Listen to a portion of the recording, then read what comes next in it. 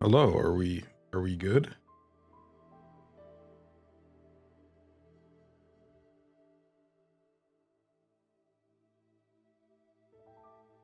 This is not that kind of stream, Jacob. This is just more of, I put it in the description about what this stream is about, but this is more of a reflective type of stream where I'm just kind of reflecting on the series we've done in the past and stuff, potential futures or anything. Crap. But yeah, it's nothing too crazy. I kind of want to just hear what the community thinks, and now that some series have ended, and how they could potentially be revisited in the future. This isn't some announcement stream. That's not at all what this is. Nothing even needs to really come of this stream. It's just later in the day. I've done my recordings and stuff for the day, so I just want to reflect a bit on the past, you know?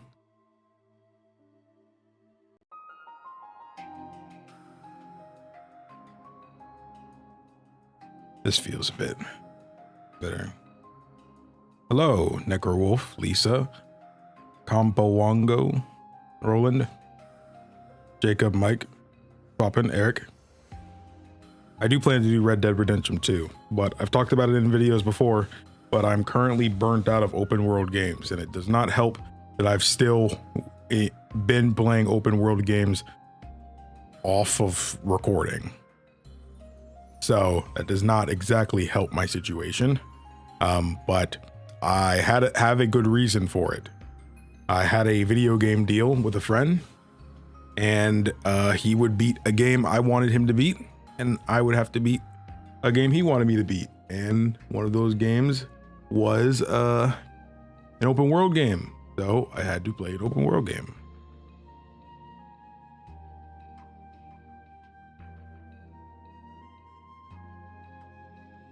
I'm knowing the chat is right there. Yeah, let's do this. This is better. Yeah, I mean, we've been through this hurricane stuff a lot. At this point, we don't even really flinch. There always are the people who evacuate as soon as they hear something coming, though. So traffic has been pretty terrible, but we are all good from the hurricane. I feel like the last tropical storm was probably worse than this so far, at least for us. Our power hasn't even, okay, technically our power did go out once, but other than that, it's been fine. I appreciate it though. Can't play online, PlayStation networks are down. Oh, that's crazy. Thankfully, that doesn't happen to me as a PC player. I have already played RE4 Remake. I have already played Assassin's Creed Black Flag. This is a note for some people, because I know some people haven't been around as long, so I probably should re-say some of this stuff. But I've sampled a lot of games, but there are some games I have played. I'll say this, I haven't played most of Assassin's Creed, but Black Flag is one that I have played. There are some Assassin's Creed that I've played, but I also, quite frankly, don't remember. I'm gonna be honest, I don't really remember anything about Assassin's Creed before 3. 3 and 4 I still remember quite well, I'd say. 4 more than 3, because I played 4 after 3. And I think I was out of high school when I played Assassin's Creed 4. But 3, I specifically remember playing in high school. I remember not liking it as much at the time. I remember not liking it as much as 2. I think I thought the combat was better though. I actually really I remember liking 4's combat because maybe just because like compared to like what came before it, it felt more visceral, you know, like maybe it's just very violent and I was a teenager and violence is cool, but yeah. What's up, Cavemon?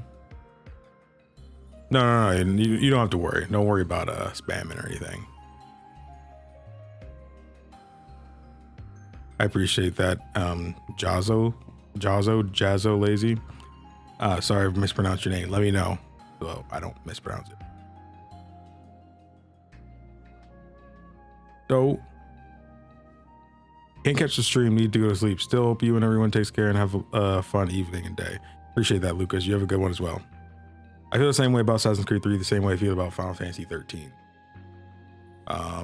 I just don't like Final Fantasy 13. I do like 13, 2, and 3 though.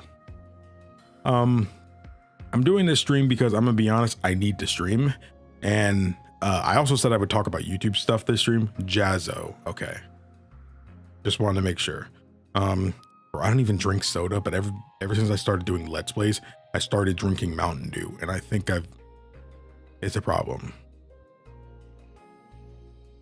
Mostly just one a day, but like still bad.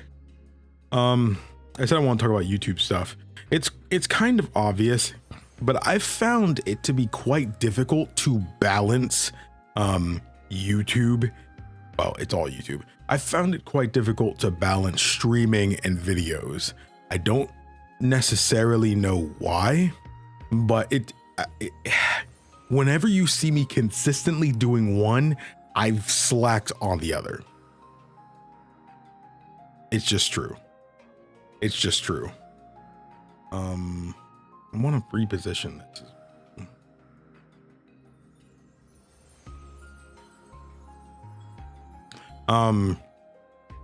I can't particularly say why. I've just always kind of slacked on one when I'm doing well on the other. Right now, videos are doing good.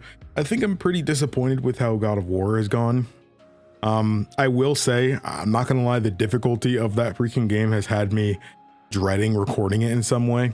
I feel like I was pretty strong for the first 3 episodes, but episodes 4 and 5, I was kind of like, oh man. And I guess subsequently 6, I'm just kind of like, oh man, you know? So I'm just kind of like, again, it's not that I'm not enjoying the game. I'm actually loving the game. But like, again, when I'm playing Mass Effect, a game that can be difficult, but like, isn't, breaking your controller type difficult, it's just been more fun to play or record for. Yeah, I mean, see, the thing is, Caveman, that's how I did almost all of Skyrim. I kind of switched to more independent recordings towards the end of Skyrim, and a couple times at the beginning, like episode 1 of Skyrim was streamed, but episode 2 was recorded. And like for the first couple episodes, I went back and forth. But after like episode 6, because there was a big gap between like episode, I think it was actually 5 and 6, there was a big gap, or it could have been 6 and 7, there was a big gap, a few months. But after that, it was basically all streamed. And I'm not gonna lie, I just feel in my element when I'm streaming. A friend of mine, SHSL Blaze, they kind of were going through the same thing as me. Like, it's hard to be consistent with streaming when you're just doing videos. If you feel like when you're streaming, you're kind of taking time off from your video stuff, and that always kind of is a sucky feeling. So like, you'd think the answer would be, okay, to stream your recording sessions, which is great. But to be fair, you would be surprised how many comments I get that, oh, I'm so glad this isn't a stream playthrough, because I hate it when people can't focus on the game and they divide their attention. And while I feel a certain way about that, they're kind of right. I genuinely think that some of the times, some of like how I played in Skyrim was affected because I was streaming it. I genuinely believe there were things that I missed, or just things I didn't quite understand, or it took me a longer time than usual to understand something, purely because I was streaming it. And I don't think that's a weird answer. I think just about everybody can agree that when you're doing a balancing act of playing something and streaming, you do tend to miss stuff. And like, that's why a friend of mine, again, SHSL Blaze, definitely subscribe to their channel if you're not already. they kind of decided that they were going to stream the sessions, but as soon as like the session part of the stream begins, they just don't interact with chat, or they very rarely interact with chat, you know? And I respect that, and that probably solves most problems. But for me, it kind of feels like at that point I'm streaming for the sake of the analytics, which fair, this is my job, you know? I'm sure the wallet would appreciate me streaming more for no matter the reason. But at the same time, I think I'm just stuck in this genjutsu of thinking that, oh, if I stream these sessions, then, well, one, that's less reason for people to go on Patreon, you know, because Patreon helps the channel live. It keeps the channel alive. So like, you know, it might not seem that way, but a little loving goes a long way, you know? So that's why it's like, well, if I'm doing Patreon, it's hard to really go and do that. I could just make it to where people get no benefit from subbing to the Patreon. You guys get no benefit, you know, like, and that's how I actually used to do it, to where it was just a purely, if you want to help out, you know, keep the channel alive, that's what you do. But I also understand that if somebody's financially supporting you, sometimes as an incentive, you do need to offer something. You know, like there are some people who really wanted to see episodes of The Witcher 3 early, so they were willing to become patrons to see two or three episodes ahead. That's how some people were, you know. And like after I really kind of brought the Patreon to life during that series, there were just people in general that were willing to do that, you know. But I also understand that kind of promotes a transactional nature of content that I'm not the biggest fan of. I genuinely feel like Patreon is one of those things that to where I don't like exclusivity, as weird as that sounds. I like the idea that when milestones are hit, everyone benefits. Like, of course, if the Patreon does well, that means I don't have to worry about, say, less views, things failing, or say the time of upload as much, because Patreon keeps the channel alive. Like, especially since like YouTube can change and say, hey, this video you took 20 hours to make, now it makes $200 less. Like, you now make half as much from this video, even though you've done nothing different. Or they can just flat out delete your channel if they really wanted to. It's happened to a friend of mine multiple times who did nothing wrong. So that's why it's kind of like these things matter. So I'm always in this battle. You know, some people are willing to support and they don't need anything besides seeing the creator, you know, like supporting the creator. I mean, most of the Patreon people I'm patrons for, it's because I just want to support them. But I know that's not enough for everybody. Like, real talk. Like, I want to benefit. Like, let me see them videos early. And fair, you know, I want to see them videos early too. You know, so it's just kind of like, you know, it's just a balancing act. I just want people to understand where my head is at. You know, that's kind of why, if you noticed, I kind of went a little bit without uploading. Technically on YouTube, it might not seem that like I was gone for that long, but patrons probably noticed that I didn't upload for like a week straight. I'm gonna be honest, I think when I just went super hard with videos a week or so ago, I even double uploaded some of those days. I think I just burned myself out. And I do that a lot. Like when I work super hard and then I burn myself out. And when I'm taking the couple days to rest, I don't even actually get sufficient rest. So I have to rest for another day because, you know, I didn't get any sleep or anything like that. And I'm just like, bro, you're doing this to yourself. You're sabotaging yourself. And I'm just like, fair. But I'm not gonna lie, last night's sleep was great.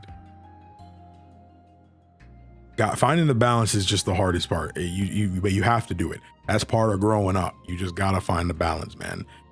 I think part of it is because I'm not in a situation to where there's enough consequence for this. I will say that I feel like I found myself in a situation to where it's not about if YouTube succeeds, it's that it has to, you know? And I'm sure other people who are in similar situations to me, even if it's not YouTube, it's not about, you know, if something works out, it's about it has to work out.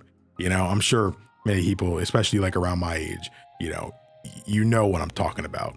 And I feel like that's a situation I've kind of gotten myself in. There's no other choice. This has to work, so that's where I'm at with YouTube right now. I also noticed that my mental process is greatly affected by things that I consume. Like, I'm not gonna lie, I haven't been watching a lot of gaming content on YouTube, despite being a gaming content creator. I've been watching a lot of life related stuff, vlogs and stuff like that, just like older couples just tending to their gardens and freaking and spending time with their cats and stuff like that. Maybe even hanging out with friends on the weekend, just vlogs of that kind of stuff. Not like the people I watch, they're older. They're not like in 20 somethings who are just partying and stuff on weekends and stuff like that. They're not doing that. So it's like, I think I've been tending to real life a bit more because of that. And to be fair, I think that's been important for me. I've been eating better and stuff like that, trying to take care of the mental health, all that stuff, making my space a better place to be in. You've probably heard me bring it up in the Witcher 3 series, specifically the Witcher 3 series, because those sessions, you guys might not know it, especially if you just watch the YouTube videos, but those sessions were freaking long, bro. And the way my room is, my office here, it's not ventilated at all, at all. So recording for any amount of time, especially an hour plus, it would become basically a sauna. I'm not even kidding. I even had an AC dude come in here and he was like, yeah, the only way we can fix it is if we pull the entire ceiling. And I'm just like, what the freak, bro? No. So I had to look for other alternatives to keep my room or my office here like livable. So it wasn't until yesterday I got a brand new freaking portable AC unit. Thankfully it's not one of the ones where you'd have to like dump the water a whole bunch or anything like that. That's just freaking annoying. But it's just one that it does attach to the window, but like it's not that big a deal, and it just blows the hot air out. And it just literally blows the cold air. It ain't like a fan that I've been relying on that just blows hot air, and dude, it like, I know this is only my first full day with it, but I feel like that was the best night's sleep I had in years. Wow, I get to sleep in not 90 degrees. I'm not even kidding. That's how hot it would get. Like, it would mostly stay around 85, but depending on how long I recorded, it was always the worst. And that's genuinely why I didn't like playing on my PS5. I love my PS5. I spent so much money on that joint, and I love my PC. But playing games on either, especially if it was something like The Witcher 3 or Elden Ring or something that was more intensive on my PC or just anything on the PlayStation, it would become super freaking hot. Anybody with a good PC or a good freaking PS5 knows what I'm talking about. Oh man, genuinely, it was that bad. But man, it's so good you want to cry type thing where it's like, bro, my life has changed forever. I don't like it to be cold when I sleep. That's too much even for me. Yay for AC. My mother is like that as well. My mom does not like cold at all. Man, for her, like 80 degrees is the limit. You do not put it lower than 80. I remember turning on the AC in the middle of the night and stuff like that, and she used to hate it when anybody would put the AC on lower than 80. My older brother is also like that as well. I remember that. He said it was always just that his room is just colder than everybody else's, and I think I think it was true. His room was little colder than everybody else's, but like me, maybe it's just because of what I've been through, but like it can be 60 degrees in the room and I'll be happy. I'm not gonna lie. Oh, I'm sorry. I've not been reading the freaking chat. I'm sorry. I've been venting.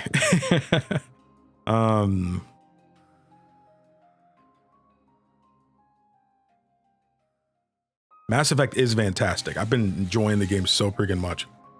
Have you seen the show from? You talk about like, I don't know what show you're talking about. I'm late, so I don't have the context anymore. Loving your Mass Effect videos. Hey, Duper, thanks so much. I appreciate that. It really does mean a lot. I'll say this, I don't usually like talking about the kind of analytics and stuff like that. Well, one, the Mass Effect 2 videos have been kind of surpassing all my expectations. I like, even if like, say the latest episode might not be viewed the most, I think the views have been consistently as good as The Witcher 3, but I've noticed one, the watch time is even higher than The Witcher 3's, and the CPM, people that don't know what that means, but or the CPM and the RPM is essentially the amount of money you make per 1,000 views is higher on Mass Effect 2.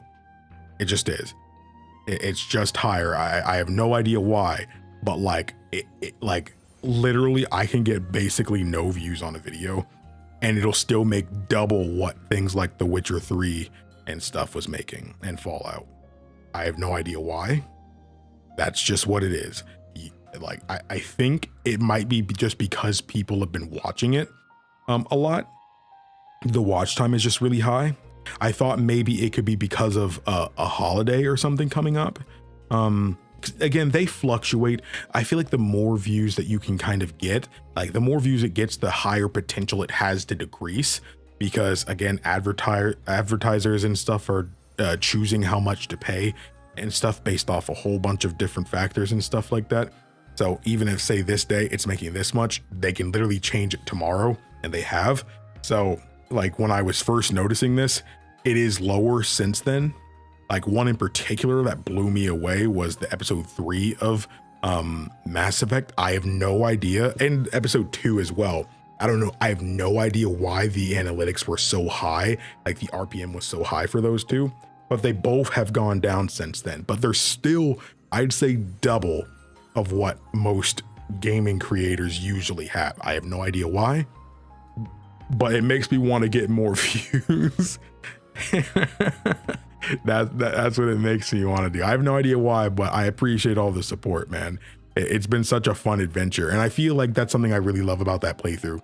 It's that no one could tell me I'm not having the freaking time of my life in those Mass Effect 2 videos. I want somebody to dare tell me I'm not.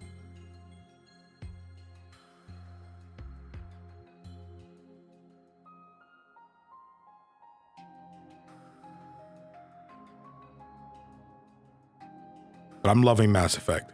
I'm loving Mass Effect. It's so much fun. RPGs are best enjoyed organically. I agree. I genuinely agree. I want more RPGs on the channel. I know the stigma with it, but bro, the fact that I'm not doing any JRPGs on the channel really sucks, because like if you were to follow my Twitter or even hear me talk with my friends in live streams and stuff like that, or see the reactions to like events and stuff like E3 or PAX or the state of plays, you'll always see that I'm gassing up or actively hype for the JRPGs. Again, like RPGs in general are like my bread and butter. That's something I genuinely love. But it wasn't until last year, technically last year, where I started to, Skyrim. Skyrim was when I first started trying to get into Western RPGs. And right now, in terms of Western RPG, I guess you can count freaking The Witcher 3.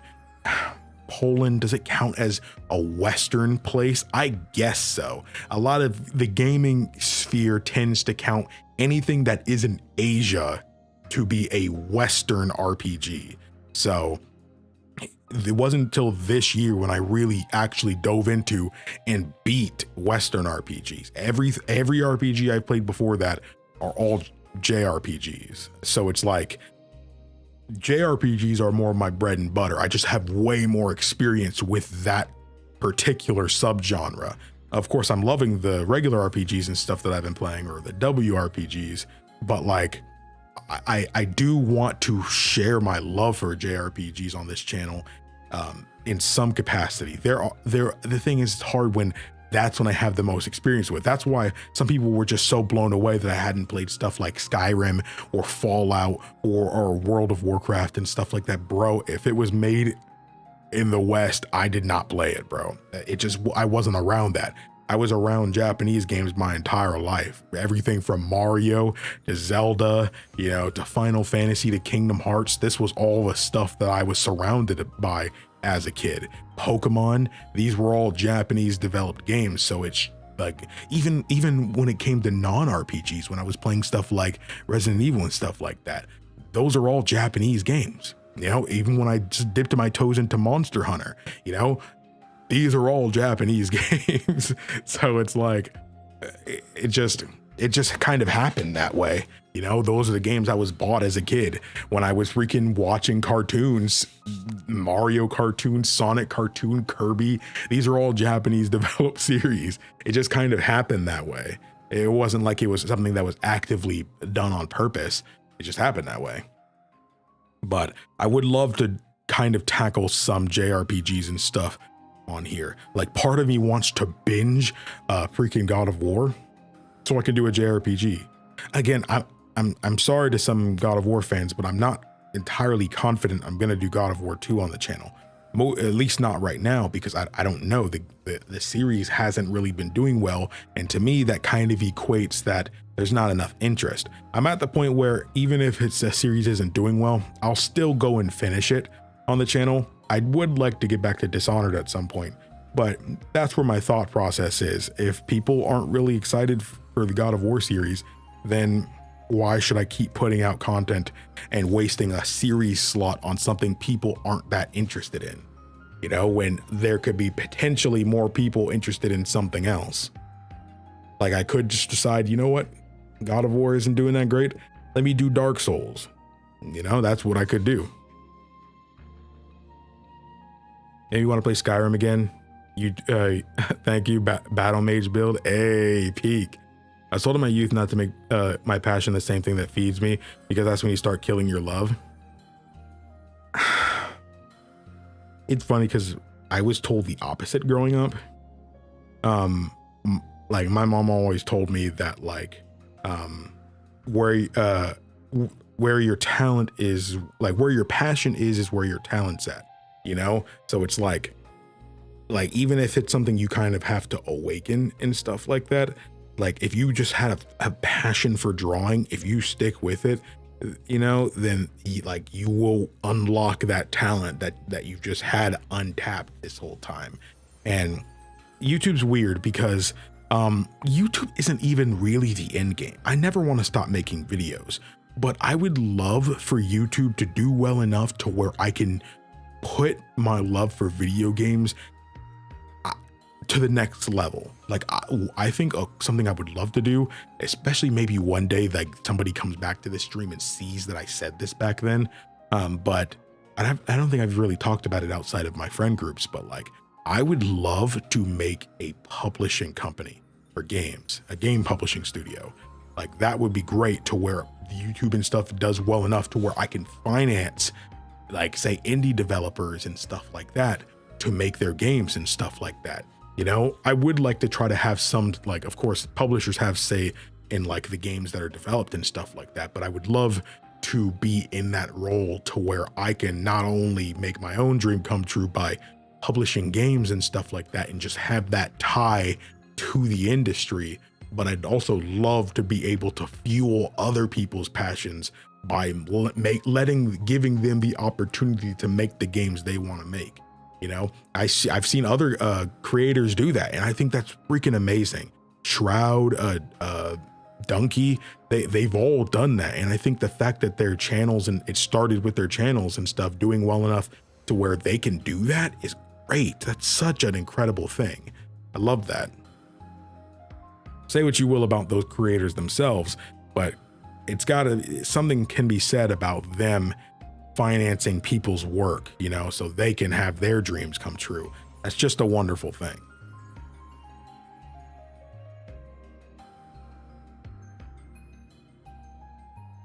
A recording studio, wait, it says Arctic. If you're talking about the Arctic, that's really funny. Oh boy, should trade rooms with you. Already tried. He didn't want to, because I have no idea why. In my opinion, my room is just way better than his. The only thing is the heat. but I think he would rather be cold because you can always cool it off than I don't know what his reason was. I always thought that maybe he could always just put on a blanket or put on like a long sleeve shirt if he wanted to and be fine, but it costs money to make a room cooler, while being warmer in a room can be free.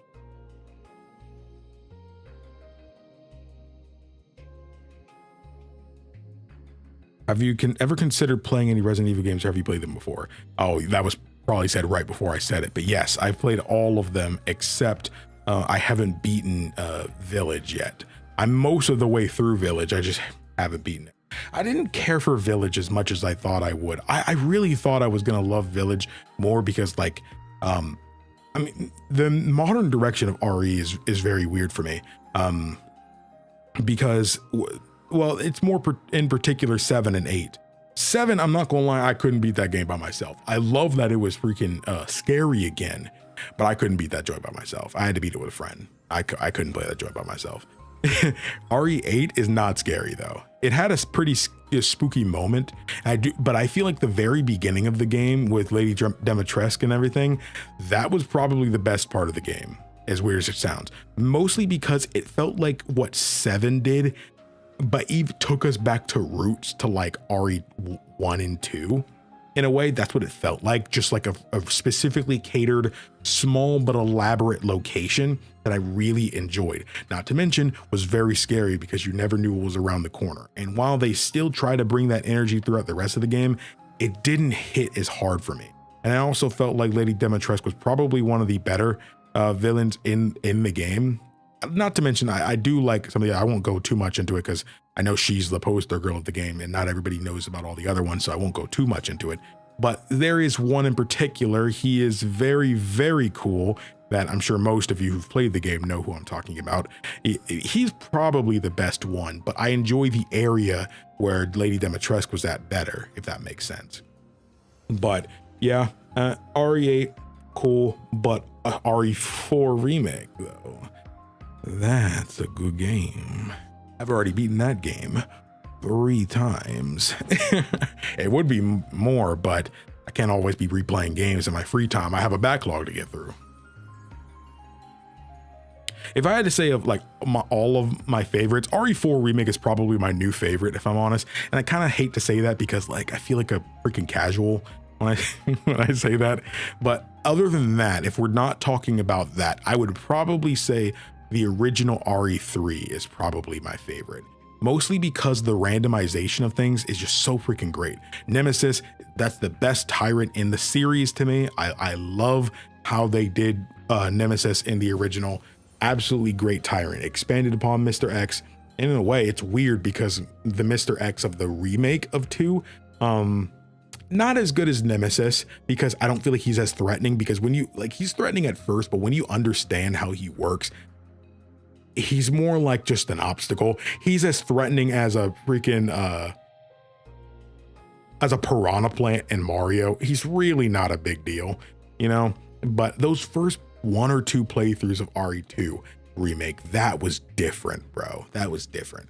But yeah, in terms of everything else outside of 4 remake, I'd probably say the original 3. The randomization of the items and the enemies and stuff was really good. This hallway could be empty here, but then say you die afterwards and then you come back to the same hallway, boom, there's enemies all in here now, you know? Or say an item that was here before is gone and it's in a different place now, or it's something completely different. That made every playthrough of RE3 feel original. It felt like there was, I don't know, it felt like the modern version of like roguelike type thing, to where, you know, it randomized aspects of each playthrough, and I really enjoyed that.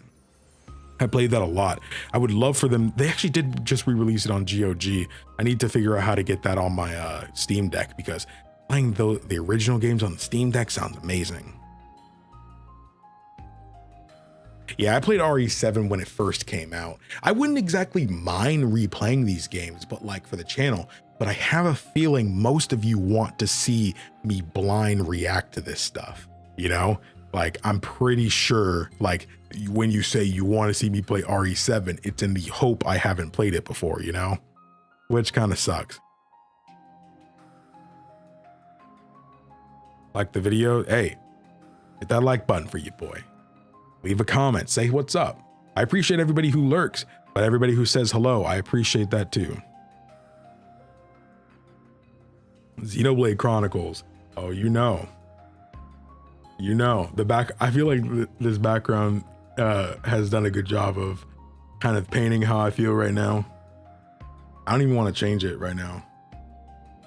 I might put on some Trails music real quick. And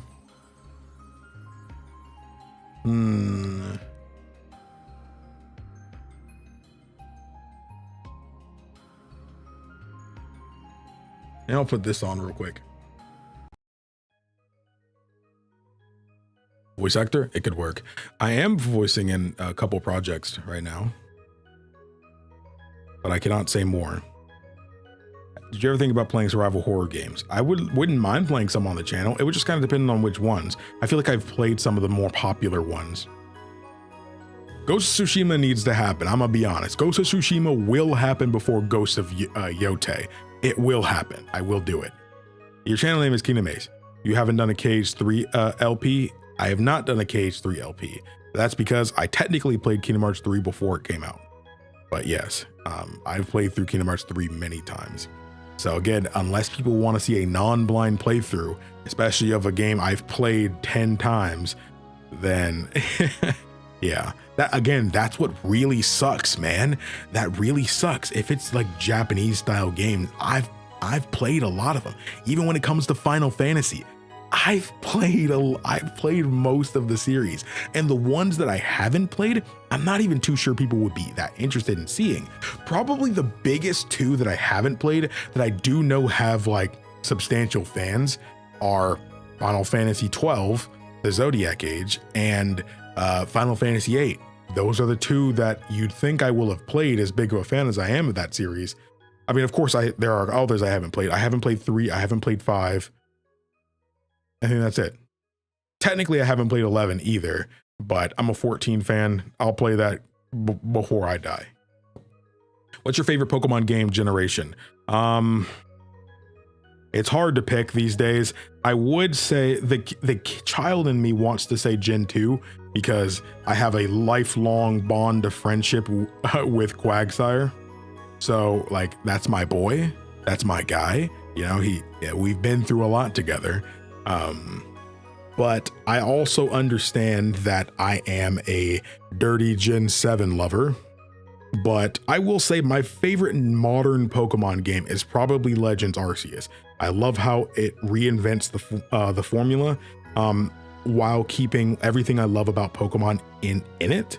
I do feel that the choice to not focus on battling, despite having it, was a very interesting take. My biggest thing about Legends Arceus was that, it made me remember why I loved Pokemon as a kid.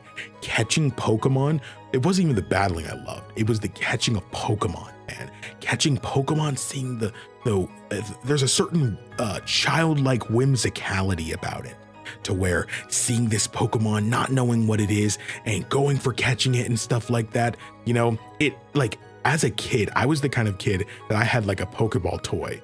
And like, I was in the backyard freaking throwing pretending I'm playing Pokemon, going on my Pokemon journey. I literally had my school backpack on, and I would pretend I'm going out on a Pokemon journey and freaking throwing the Pokeball, catching stuff and everything. Of course, I watched the anime. Of course, I played all the games and stuff. And it's funny because Legends Arceus was the first game in years to bring me back to that. To where the fact that I don't have to battle the Pokemon, I can literally just sneak up, throw the ball and catch them. That changed everything for me, and it really sucked going to the next Pokemon game, Scarlet and Violet, because they took that away.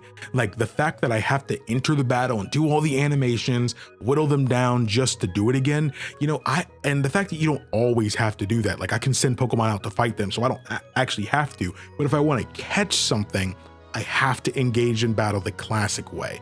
I just wish you can do both. And I really hope that Gen 10 goes back to what Legends Arceus did.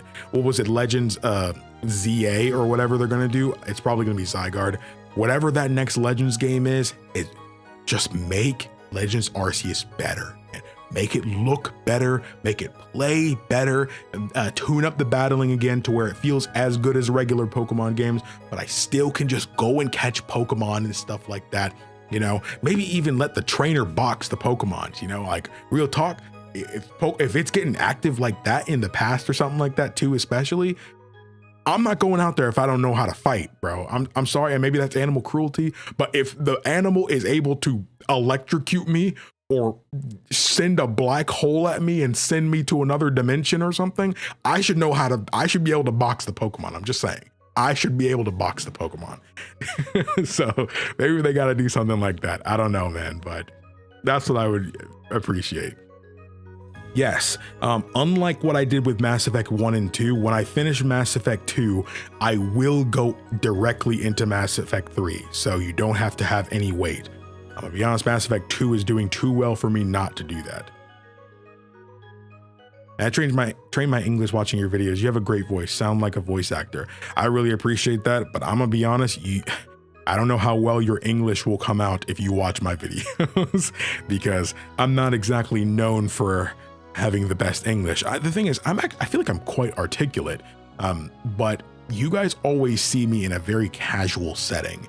You know, if you guys saw me at work or something like that while I'm clocked in 9 to 5 or something, then you'd hear me speaking quite naturally and talking in the most intricate and specific and, you know, type of voice. But that's not how I talk at home. I'm in my boxers, you know, I'm not articulating everything. That's not happening. Never played. I sampled Doom 2016, sampled it.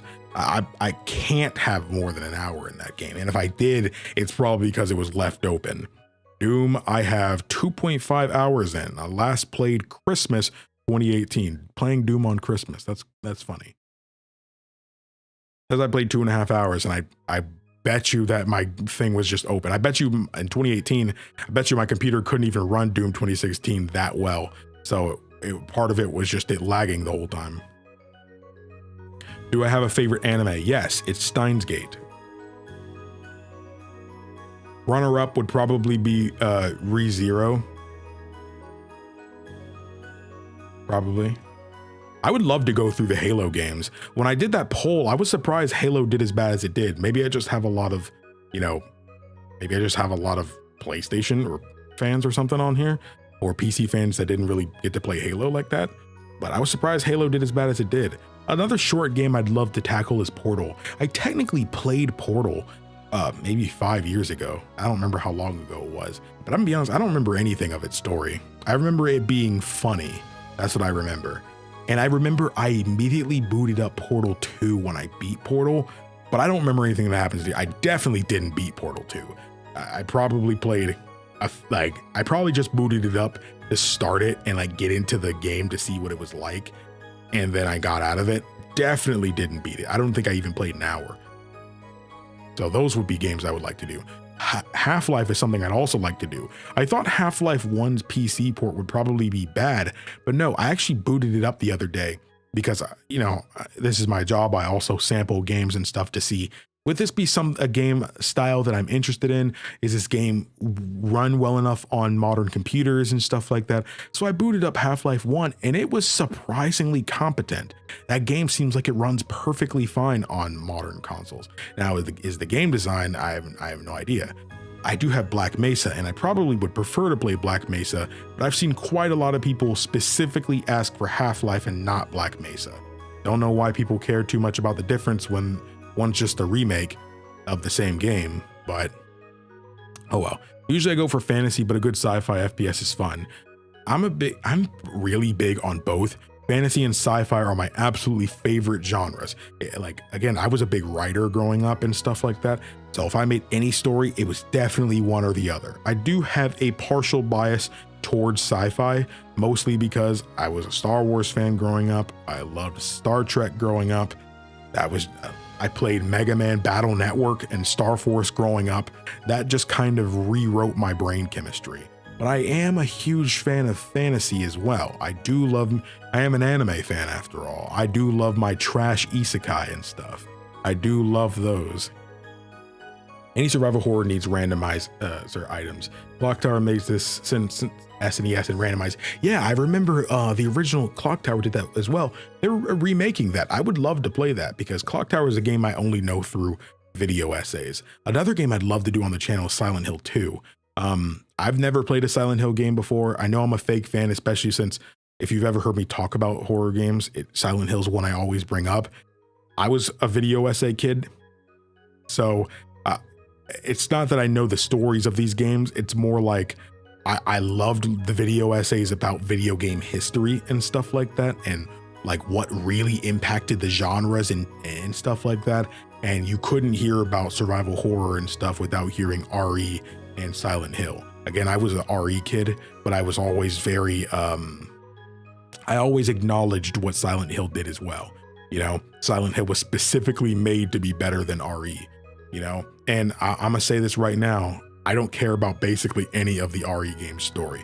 None of them ever feel like they focused enough on story. If anything, they focus more on character, but I don't think I could write home about any of the RE game stories. If I had to pick any one of them, it would probably be either, to be honest, I really don't care. I guess it would be either RE3 and 4. 2 I want to say, but 2 always annoyed me with like the proper side of the story with Claire A, Leon B, etc. and stuff like that, and the remake kind of making that not matter anymore. It just made the story feel less cohesive to me. I don't like the multi-path stories in RE. I don't like that, which is why I don't care for some of the later games either in that department. But I don't know anything about Tomb Raider. Don't know anything about it. 12 and 8 are the best. That's very surprising. If I had to say my favorite Final Fantasies, they would, 14 is the best one. I only haven't experienced Dawn Trail, but and technically the Patches of Endwalker, but I genuinely think Shadowbringers and Endwalker are some of the greatest stories ever told in fiction. Genuinely, again, I more recently finished Endwalker back when I was beating The Witcher 3. It was around that time. The ending of Endwalker is genuinely, it's incredible. I hate to tell this to my Witcher 3 fans, but I'm not gonna lie. I think Endwalker's story is completely washes The Witcher 3. The thing is, The Witcher 3 has a great story, but I don't think it was the story of The Witcher 3 that I loved so much about it. It was definitely the characters. And again, that's the only thing I ask. I only want two things from a story, and I usually want one or the other as the bare minimum. They don't have to both be great. One just needs to be really good. And I either want the story to be great or the characters. I would prefer both, and not every game does both, because it is pretty hard to do both. You know, it's just hard to do both. And to say The Witcher 3 had good both, but the real reason I love The Witcher 3 was just because the characters were some of my favorites ever. I genuinely think Geralt is one of the greatest written protagonists ever. And this is just from one of his games. I genuinely loved him that much. But yeah, but if we're gonna say excluding 14, because some people like to say MMOs don't count, when yes, it does. It being an MMO does not take away from how incredible the story is written. Because again, the Warrior of Light might not verbally say anything, but the dialogue options really add to his character, not to mention the choices and decisions he makes in the story. But if we're saying, for the sake of conversation, if I had to say, excluding 14 and 11, the MMOs, I would say it's probably 9. And I just played Rebirth. Rebirth is great. Okay, the thing is, I love Rebirth, but I think other people love it more than me, and I don't tell my friends that because I don't want to seem like that guy. Everybody's gassing up this game, and I adore it too, but because I don't love it as much as everybody else around me does, I'd rather just not bring it up that much. If I still had to say, I enjoy Final Fantasy 9 and 6 more, but Final Fantasy VII Rebirth has some of the best combat and world design in any game ever. In any game ever. The combat in Rebirth is probably the best action combat system ever, because it blends turn-based and action very well. Actually, I actually bring it up in the video I recorded today for Mass Effect, but if you've played Mass Effect, you will understand how 7 Rebirth and 7 Remake work. You normally, like in Mass Effect, you're just going and shooting and stuff like you normally would. You're playing a game. But when you want to use ability, the game pauses and you select your ability and you use it. The same thing for your teammates. 7 Remake and 7 Rebirth do the exact same thing. You go in for your combos, go in for the attacks, but when you click the X button to do the menu, you can choose to use one of your abilities, or you can go and command your teammates to use their abilities. And you can do them all at the same time too, just like Mass Effect. So if you know how to play Mass Effect, you know how to play the 7 Remake series so far. It's the exact same thing. It's the exact same thing. I love it.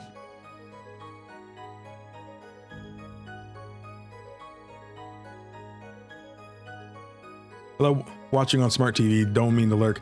I do enjoy your show. Good job. Hey, no problem. Hey, I know, I see the analytics.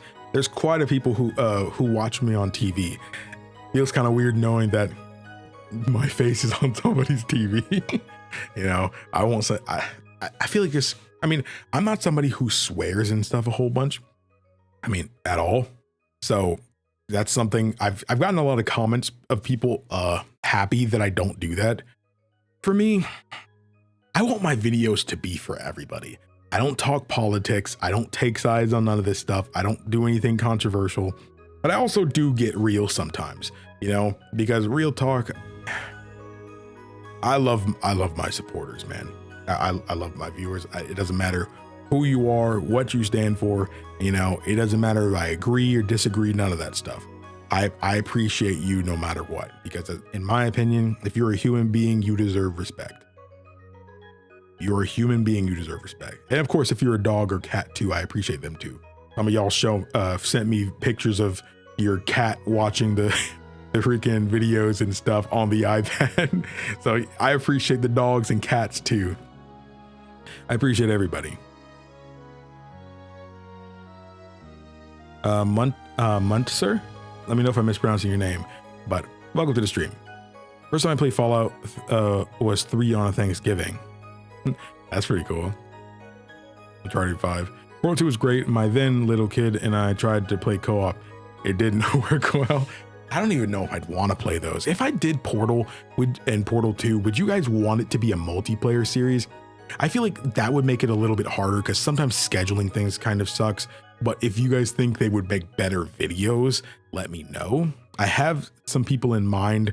I wonder if they would be down, because series are hard to commit to, but these games aren't long. So I feel like if you can get together like once a week and just kind of binge that day, you can just get the videos done ahead of time, and I take care of all the editing. But I'm wondering. My childhood game was Kingdom Hearts 1 and 2. Fun fact, I got into Kingdom Hearts through the manga when I was a kid. I had no idea that there were Kingdom Hearts games. I always would said that I would love if Kingdom Hearts was a game, but I couldn't imagine how it would play. I didn't understand what action games were like. To me, action games was Zelda, you know, like that was the only thing I could understand as an action game with someone with like a sword-like weapon. It was Zelda. So Ocarina of Time, Majora's Mask, that's what I imagined Kingdom Hearts would play like, you know? But I think it was always, I specifically remember like the lock-on from Ocarina of Time and imagining Sora and like it playing the same way, you know, side strafing and backflipping and stuff and shooting like a fireball out of his Keyblade, but in like Ocarina of Time style. I remember imagining that as a kid. I used to make my own little Kingdom Hearts stories because, again, I've said in this stream, but I used to be a big writer as a kid and stuff. I still honestly really love writing. I've been thinking about it a lot lately where I just like, dude, I want to make a universe, man. I think Mass Effect has been really making me feel this way. Of course, I feel like a lot of the games I've played as a kid and watched were all surrounded like this. I got into Dragon Ball in high school, but Dragon Ball feels like a universe of things that can happen. You don't even have to focus on Goku. And I'm telling you, with all the different worlds and species and stuff out there, you can have as many stories as you want in that universe. Same thing with Star Wars. Like, Star Wars doesn't even have to focus on the Skywalkers. You can have, anybody can make a Star Wars story set in this universe and it couldn't be good. You know, the universe and the laws of the galaxy and stuff like that, you know, are just big enough to where the foundation was made so well back then that anyone can make their own Star Wars story. It doesn't have to do with anything. You know, you can just say this story is 15,000 years ago. This was 50,000 years ago. And boom, you can just have all your new characters, because as long as you have the foundation of what a Jedi or a Sith is, then you can do whatever the freak you want. And as long as it doesn't affect the movies or something, you're fine. You can make your own story, you know, and that's the kind of universe I love and I would love to make myself. You know, there's so many ideas I don't even want to bring up because I don't want to get them robbed.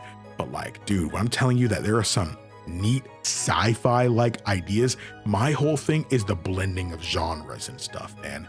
Like, I love it when they can blend a genre. Like, Star Wars is a super sci-fi like series, laser swords and starships and stuff. But at the same time, you have something like The Mandalorian, for all intents and purposes, is a Western. How do you do a futuristic Western? Well, The Mandalorian does that very well, you know? And I love when genres are blended, man. It just shows the competence of the writing, because it's very hard to do something like that well, especially like when you start taking, like when people have preconceived notions of how a story like this is done. It's very competent of a writer to be able to take what people know so well and flip it on its head and make it work.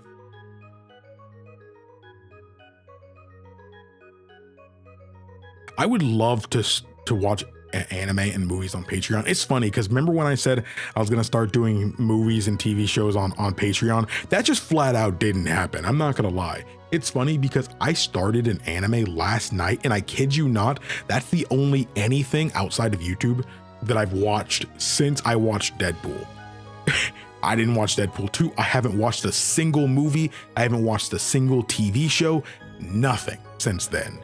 I don't watch TV or movies like that. I just don't. I used to as a kid, but there's so many things I haven't seen, man. And it's hard because I want to do it.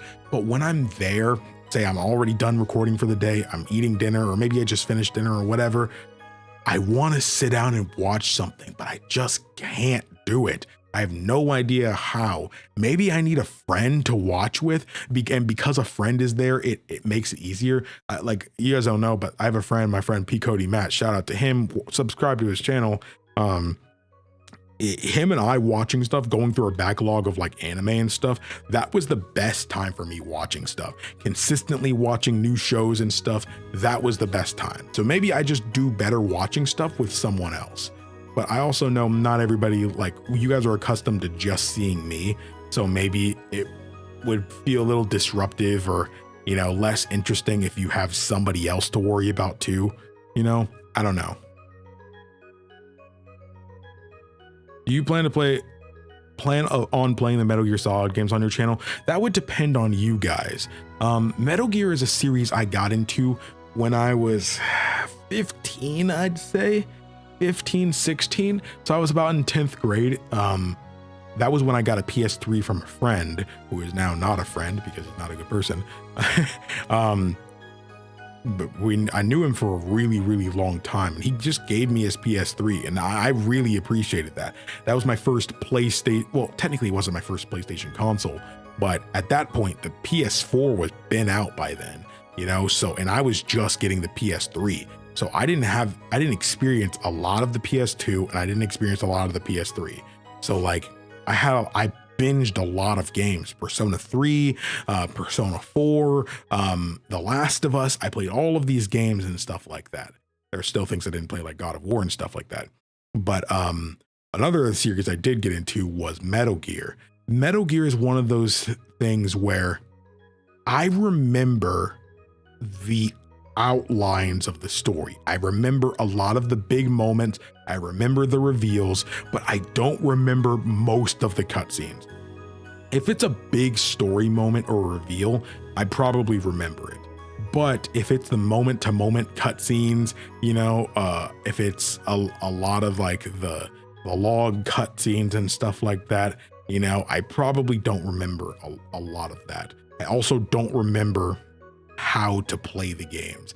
So if I were to play the games again, it would be like I ain't never played this game before, if I'm being honest, because those games play a specific way, so I probably would be really bad.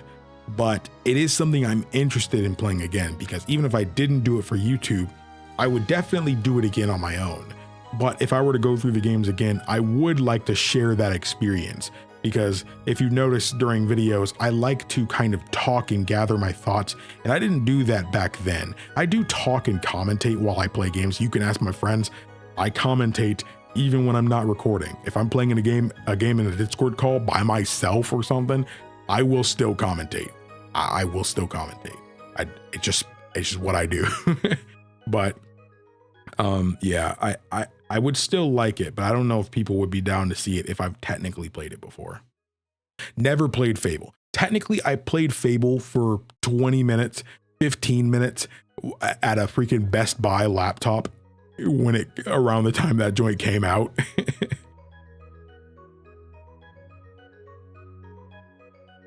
If you like deep story and RPGs, you need to play Vagrant Story ASAP.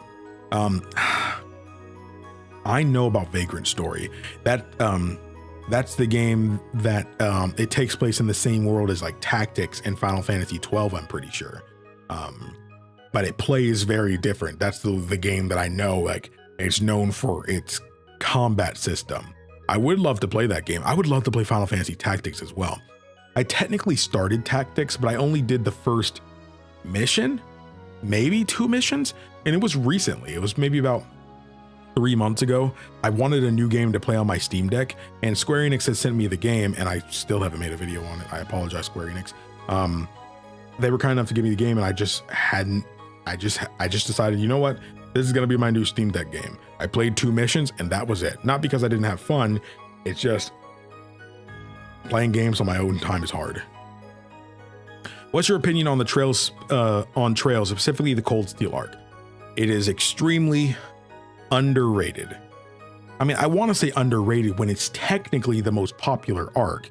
I want to say that, but I'd say it's the arc that gets the most amount of flack. Hey, Cody's in the chat. I was just telling everybody to subscribe to him. Subscribe to him, watch his new video about the SAO beta. Even if you have no idea what that is, watch it. Leave him a like and a comment for the algorithm. But yeah, Cold Steel is something that I feel is overhated. I feel like Cold Steel is a media literacy test. I feel like depending on your reasons for not liking Cold Steel, I feel like as harsh as it sounds, might be because somebody just doesn't have proper media literacy. And I know that seems harsh, but that's a genuine critique you can make on somebody, you know, like it's a complex story. Cold Steel has a very complex style story, and it's not for everyone, especially because of the anime tropes some people might not like, but that doesn't detract from the story it's trying to tell. And it is actively, consistently fantastic every game. I think every Cold Steel game gets better for me. I genuinely love it. Genuinely love it. If I had to say my favorite one, it would probably be Cold Steel 4. I feel like Cold Steel 3, the first half of Cold Steel 3 is better, but the second half of Cold Steel 4 is infinitely better than most of the series. But if I had to say my favorite Trails game, period, now, it's probably Daybreak and Azure. They're probably tied for those. But Reverie probably, next to Daybreak, Reverie probably has the next best combat system, if Reverie counts as a Cold Steel game. Yeah, Trisha, I have the first Fable game on Steam. They really need to port the other Fable games, 2 and 3. I know people might not like Fable 2 and 3 as much, but they really should port those games to Steam. I would love to play them. I think Fable's getting a new game, or it's a remake or something. I would love to play the original before that comes out, though. I like everything time travel related. I like the way you think, Luke. If it's a time travel freaking story, I probably like it. That's why Steins Gate's my freaking favorite anime. If you're not into anime, watch Steins Gate. If you love time travel stories as a whole, I don't care if you're into anime or not, watch Steins Gate. Steins Gate is the single best time travel story ever told. And I genuinely believe that. And of course, this is me saying Steins Gate and Steins Gate Zero. If I could be picky, I would say play the visual novel. Not everybody's into visual novels, but again, the writing. If you can freaking do Audible and listen to audiobooks or anything like that, or you read books, you can handle a freaking visual novel. It's the same thing with just really good artwork and complete voice acting. So like, freaking do it. I would request you play the visual novels of Steins Gate and Steins Gate Zero, specifically Zero, because Steins Gate Zero's visual novel is way better than the anime. I feel like the anime had to take out way too much. When you have complex time travel stories, I feel like sometimes it's really hard to include everything. And especially since Steins Gate Zero is way less linear and the story takes things and stuff from other timelines to, it's like they're taking pieces of other timelines to create the final timeline, the true timeline. And that is really important. And I feel like that's why the anime suffers, because quite frankly, it's unrealistic to do that. Especially when you have like 24, 25 episodes, it's a 50, 60 hour visual novel. That's pretty unrealistic to do in that only that many episodes. Personally, I think it could have just gotten another season, but you do what you got to do.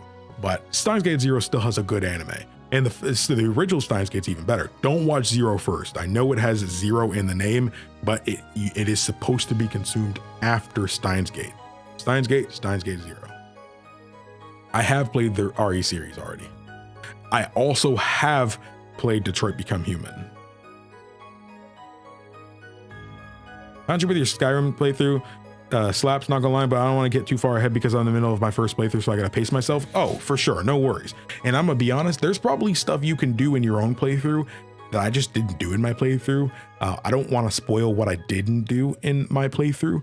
But yeah, so don't worry too much, I'd say. But I appreciate the support on the series. I was having the time of my life playing that game. With all the lore created for Lord of the Rings, I'm surprised that there are not more games related to that universe. There are quite some, you know, but I also feel like this is going to sound really bad. The Lord of the Rings is old. And I feel like for some reason, younger people, I want to say younger people can't really identify with the older stuff as much, or just don't. But that's just not true, because we're still getting new Star Trek stuff. We're still getting new Star Wars, and just say what you will about new Star Wars. It's still doing consistently well for the most part. And as somebody who hasn't seen Lord of the Rings, I believe everything I'm told, though. I feel like we just need a modern Lord of the Rings thing that not only super appreciates what came before, but reinvents things in a new way that just a bunch of new people are into. I mean, say what you will about episode 7 of Star Wars. I didn't care for it as much still, even though people like that one generally.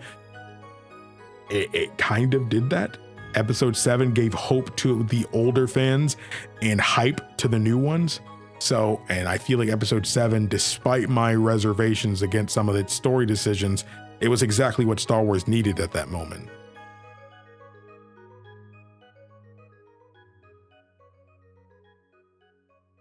Multiplayer games don't work for me. Tried ESL and was constantly disconnecting. No fun. I can feel that. If I had bad internet and stuff like that, that wouldn't be even on my radar. And I'm gonna be honest, I have good internet, but if I had bad internet, I wouldn't be a Let's Player, because I'd be doing these like super long episodes. And if it always took a long time to upload them, I would just hate uploading. I would just make short videos. Would you ever consider a Mountain Blade playthrough? It's a much more grounded open world fantasy game. It's just fun. I wouldn't necessarily mind playing it. I don't know anything about it, but I do love fantasy games and stuff like that, so I'm not necessarily opposed to it. but it definitely wouldn't be anytime soon, just because there are just a lot of games I want to play. I want to finish Mass Effect 2 and 3. I want to play Dragon Age super bad. I want to play Knights of the Old Republic. I'm not gonna lie, my brain is very BioWare coded right now. If it's a BioWare game, I want to freaking play it on the channel right now. I'm not gonna lie. It, like, literally every day, Dragon Age is staring at me in my Steam library like the freaking Green Goblin mask, like just whispering temptations in my freaking ear, man. And I hate it. I want to play it so bad, but I can't. Not yet. Now's not the time. They, the Japanese game directors, have your own style and make games with a unique flavor. Yoko Taro, Suda51, Kojima. What Japanese director do you like most? That's a tough one. I'm a huge fan of Yoko Taro, and I am a fan of Kojima. I haven't really played Suda51's games like that. Haven't played Killer 7. I have not played No More Heroes either. If I had to say my favorite like director, I want to say technically they've been in both producer and director role, but I would probably say Yoshi P is my favorite in the game right now. But that's just because Final Fantasy 14 is that amazing to me. The story is that good to me right now. But I also think Yoshi P is probably number one. But I also think, as much as people try to hate, I do love Nomura, who does Final Fantasy and Kingdom Hearts. I do really love his work. Just really good. Just really good. Just very, very good, man. I do love their works, mostly just because they have such a unique flair. They just don't get anywhere else, really. And I just feel like that needs to be appreciated. Or I feel like it isn't appreciated enough. Why did my chat just disappear? Why did that just happen? Where's my chat? Why did it go away? Hold up, I need to refresh. There it is. I don't know why it disappeared just then.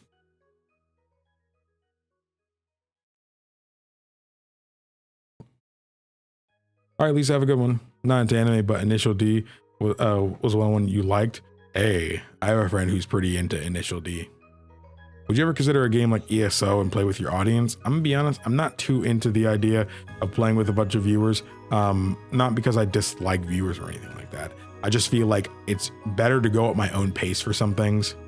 I'm not necessarily against it, but I just kind of prefer those experiences to be at my own pace. If I did those games, it would probably be with like a friend that I know already, just because it's easier to bounce off of them, and I won't feel as bad by going at my own pace because they'll understand a bit easier. But yeah, that's how I kind of feel about that. You get into the VM at some point? Yes, Cody. I was telling them about our watching of anime. We need to get back to that. We need to get back to that. I was 7 when I first saw the Lord of the Rings in theaters. My dad was a big fan of them. Shadow of Mordor. I would love to play those. Those games did really good when I remember. Origins was got me over my addiction to WoW back in 2009. When I quit for a bit, it gave me that multiplayer, same feeling WoW, but single player. Would love to play Dragon Age, man. Yoshi P mentioned. What's up, Putty Apple? Everybody say what's up to Putty Apple. Show her some love. When are you gonna try GTA Online or GTA? I'm gonna be honest, I have basically no experience with GTA. I have I've played GTA 4, and that's basically it. And I'm gonna be honest, I remember nothing of GTA 4. Remember that PS3 era I told you, where I was just playing a whole bunch of games and binging them? GTA 4 was one of those games. I don't know anything about GTA really. I've tried multiple times to get into GTA 5. Multiple times. Didn't happen, bruh. I'm sorry, that joint just did not happen, man. That joint just did not happen. Give me a second. Hey, Cody, Matt, man of culture. Man of culture indeed. Dude, we went through some crazy adventures, Cody. It's difficult for me to enjoy MMO games because all those people, many very poorly behaved, totally ruin immersion. Immersion is my must-have. The thing about it though, if that's the case, one I would recommend is Final Fantasy 14 because they have accessibility features to where you can just turn that off. They have it to where, like, say you need to talk to an NPC, where when you go up to the NPC, all the other players just disappear. You can make it to where their names don't show up. You can turn off the chat log so you're not seeing a whole bunch of people talking. To you, these other people can just be random NPCs. You don't see their names. You don't see them talking. You don't see any of that. And that, honestly, I played a lot of the game that way because it can be distracting. I understand how you feel. And yeah, and you don't even have to talk when you're playing the game in dungeons and stuff. I mean, if you've played WoW, then you kind of understand people don't talk during this crap anyway. But again, because the game's on console too, not everybody just talks. They just play their role and they just go and do the story. You know, you can literally play 14 like it's a single player game. That's literally what I did. And I kind of regret it because there's a lot of side content that has super amazing stories and stuff like that, crazy boss fights and stuff that are just really fun that I wish I did when I was going through the story for the first time. I do want to get into streaming. I'm wondering that if I want to stream, maybe I should just do just talking streams, or maybe I should just do multiplayer or online type games, stuff that isn't story related. Maybe those would just be better games streamed, because I kind of feel like it's hard to go through games that like have a story and you got to beat the game to see the credits and stuff like that. Maybe I need to play multiplayer games or less story focused games on stream. Maybe that would be easier. Do you play Monster Hunter World, and what's your favorite weapon choice if you do? Never really played World too much. I was definitely a bigger a Rise guy. Definitely more of a Rise. What was that? Sounded like my front door open for some reason. Don't know what that was. But I played quite a few in Rise. I remember I was going back and forth between the switch axe and the charge blade. I feel like I was more of a switch axe kind of guy, just because the animation, it does a lot for my brain. I wanted to do insect glaive, and when I was in World, I did play insect glaive. But the reason I didn't play insect glaive in Rise was because another friend of mine did that. And I feel like it's just better than, like, if you're playing with friends, it's sometimes better to not be fighting the same enemy with the same weapon, so you can kind of approach things in a different way. You know, like if one person has like a lance or a hunting horn or something like that, or a bow gun, then it's probably better for not everybody to be using a bow gun, you know, because we're all kind of approaching things the same way. And because of that, it's easier for us all to get caught lacking. If one person gets caught lacking because we're all playing a similar style against the same boss, he could probably hit all of us instead, while somebody who's like using a bow isn't going to get caught lacking that way because he's probably not in the same position as we are. So that was why I did that. I'm on a roll, fourth friend stream I can support today. Shout out to Putty Apple, the GOAT. Shout out to her. The Rock says know your role if you're playing an MMO. Knowing your role is important. I mean, that's the thing. Like, it is important to do that. Even if you're not talking with people, the goal is to do your role well enough to where nobody has to give you advice and nobody has to talk to you. That's the goal. I mean, but the fact that you can make friends and talk and really engage in the community in MMOs is what makes them fun. Not to say you have to play that way, because I didn't, but the fact that you're able to is what I really like. You met Greg in 14. What the freak are you talking about, Cody? Who the freak is Greg? They're calling from inside the house. Probably. Front door's open. I can see your shoes sitting by the door. That's crazy because they actually are by the door. Controversial question.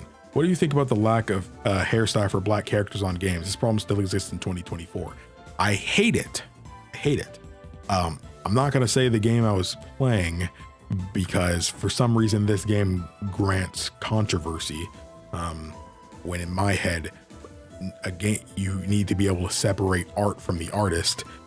So just because the artist of this game or this series is someone that is universally disliked doesn't necessarily mean I agree with their ideals and visions. That's be pretty freaking stupid if that's how the world worked. But I'm pretty sure by how I'm saying this, you might even have an idea of what I'm talking about. But I was playing that game, making my character just because I wanted to try out the game. No black hairstyles, really. They have the usual cornrows. They have surprised they had a fade, a high top fade. You know, they have the buzz cut and an afro. Like, there's so much more. No dreads, bro. Come on. No dreads. Like, there needs to be more, man. There needs to be more. Right now, people are all about either having a fade or having the freaking Killmonger. Like, bro, come on. There's so many more black hairstyles than that. It's not a problem for everybody, but you know, I don't usually try to make myself in games, but I like to make somebody that has some semblances of me. Like, I would like to have my hairstyle in the game. They don't need to look like me. I actually prefer if they don't look like me, but I like to have some kind of semblance there. I did my role so well in 14. I got crap for not playing their way. That's Greg. Why the freak is he called Greg?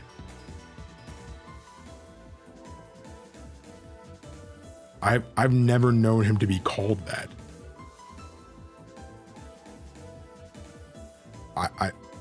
I've never known him to be called that. I see who you're talking about, and I'm wondering where that came from. It might be a community meme that just made it onto the wiki. Oh, is it it's because of the quest line? Is it like an inside joke for the quest line? I haven't done this quest line yet, so that's probably why. But that's very funny. It's funny because that character is the same character. They are literally traveling throughout the multiverse. So like the version in Rebirth is the same one from here. It's the same person. He can just travel throughout the multiverse. That is really crazy to me. I'd love to have a character like that.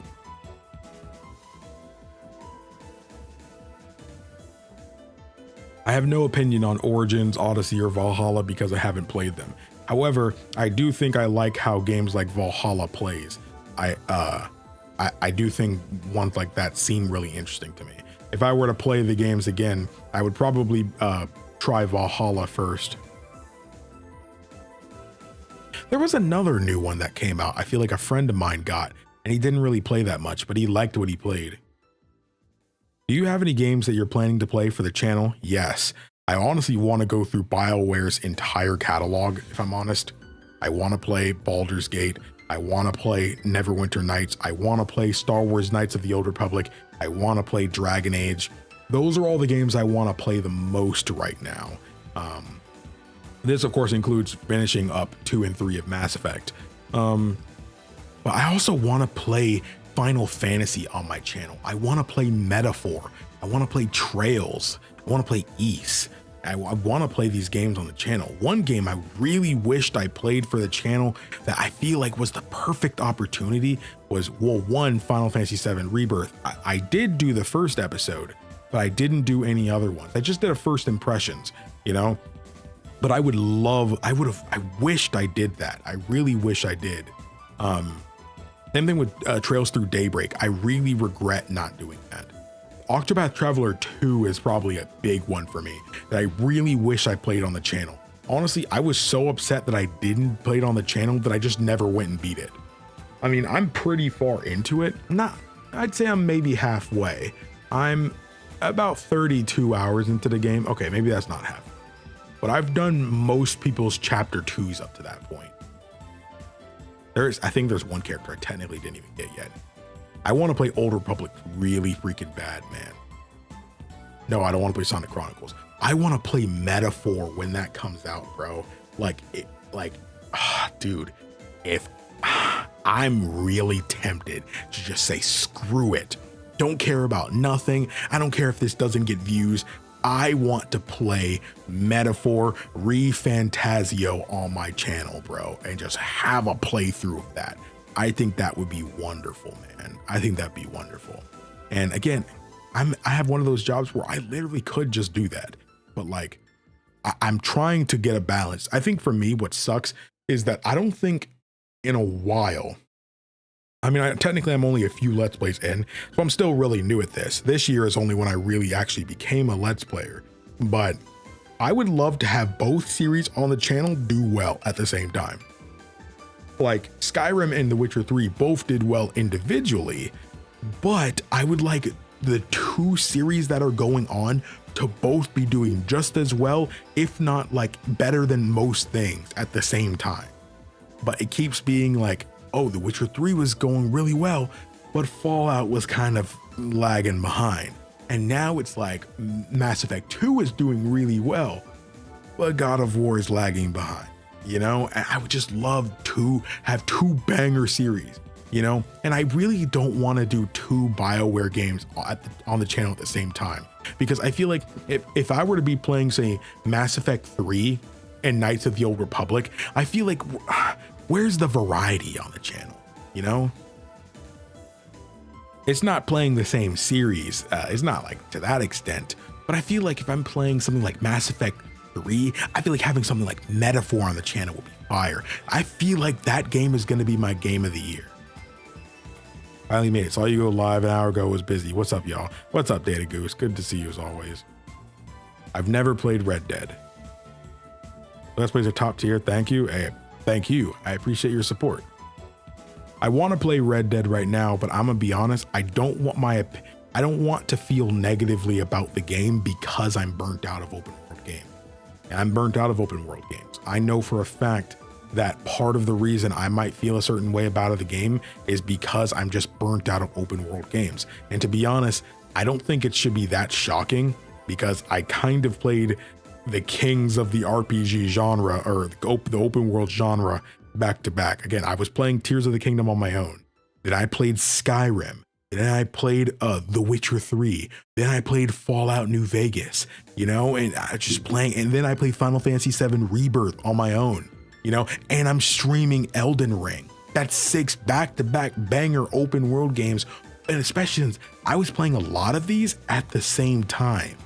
So I think it makes sense that anybody would be burnt out at that point, you know? But I kind of just need to breathe, man. I need some smaller catered experiences. It's not even the game length I even care about. If I have to play a 40 to 50 hour game on the channel, I don't care, man. It's just the open world nature, I feel, promotes something that I don't always like. And I feel like everybody plays open world games very different. And no, I don't think most people want people to tell them how to play an open world game. That's one thing I really didn't like about Skyrim and actually about everything. Fallout, The Witcher 3, and Skyrim. Fallout probably the least so of this, but I really don't like people telling me what to do in open world games. I want to do what I want, how I want to do it, even if it's wrong. That is how I want to play every game on my channel, especially open world games. I get wanting to help and give advice, but I'm gonna be honest, there are very few times you'll ever even hear me ask for advice. So if I ask for advice, that's one thing. You know, there are times you can even quote me on that I did that ask for advice, but that is still few and far between. I would rather hear you get comments about you guys' experience. I'm just doing something goated in this video. I want to know how you guys felt when you first did this, or how did you go about it? What characters did you take into this mission? What was your build like? What gun did you use? What sword did you use? You know, what decisions did you make? That's the kind of comments I really love to see, because I can just like be eating lunch and just be scrolling, looking through these comments, leaving hearts and stuff like, dude, that's freaking crazy and stuff. And that's the kind of stuff I like to see. You know, most people don't like people telling you how to play the game. That's not why I'm uploading, you know?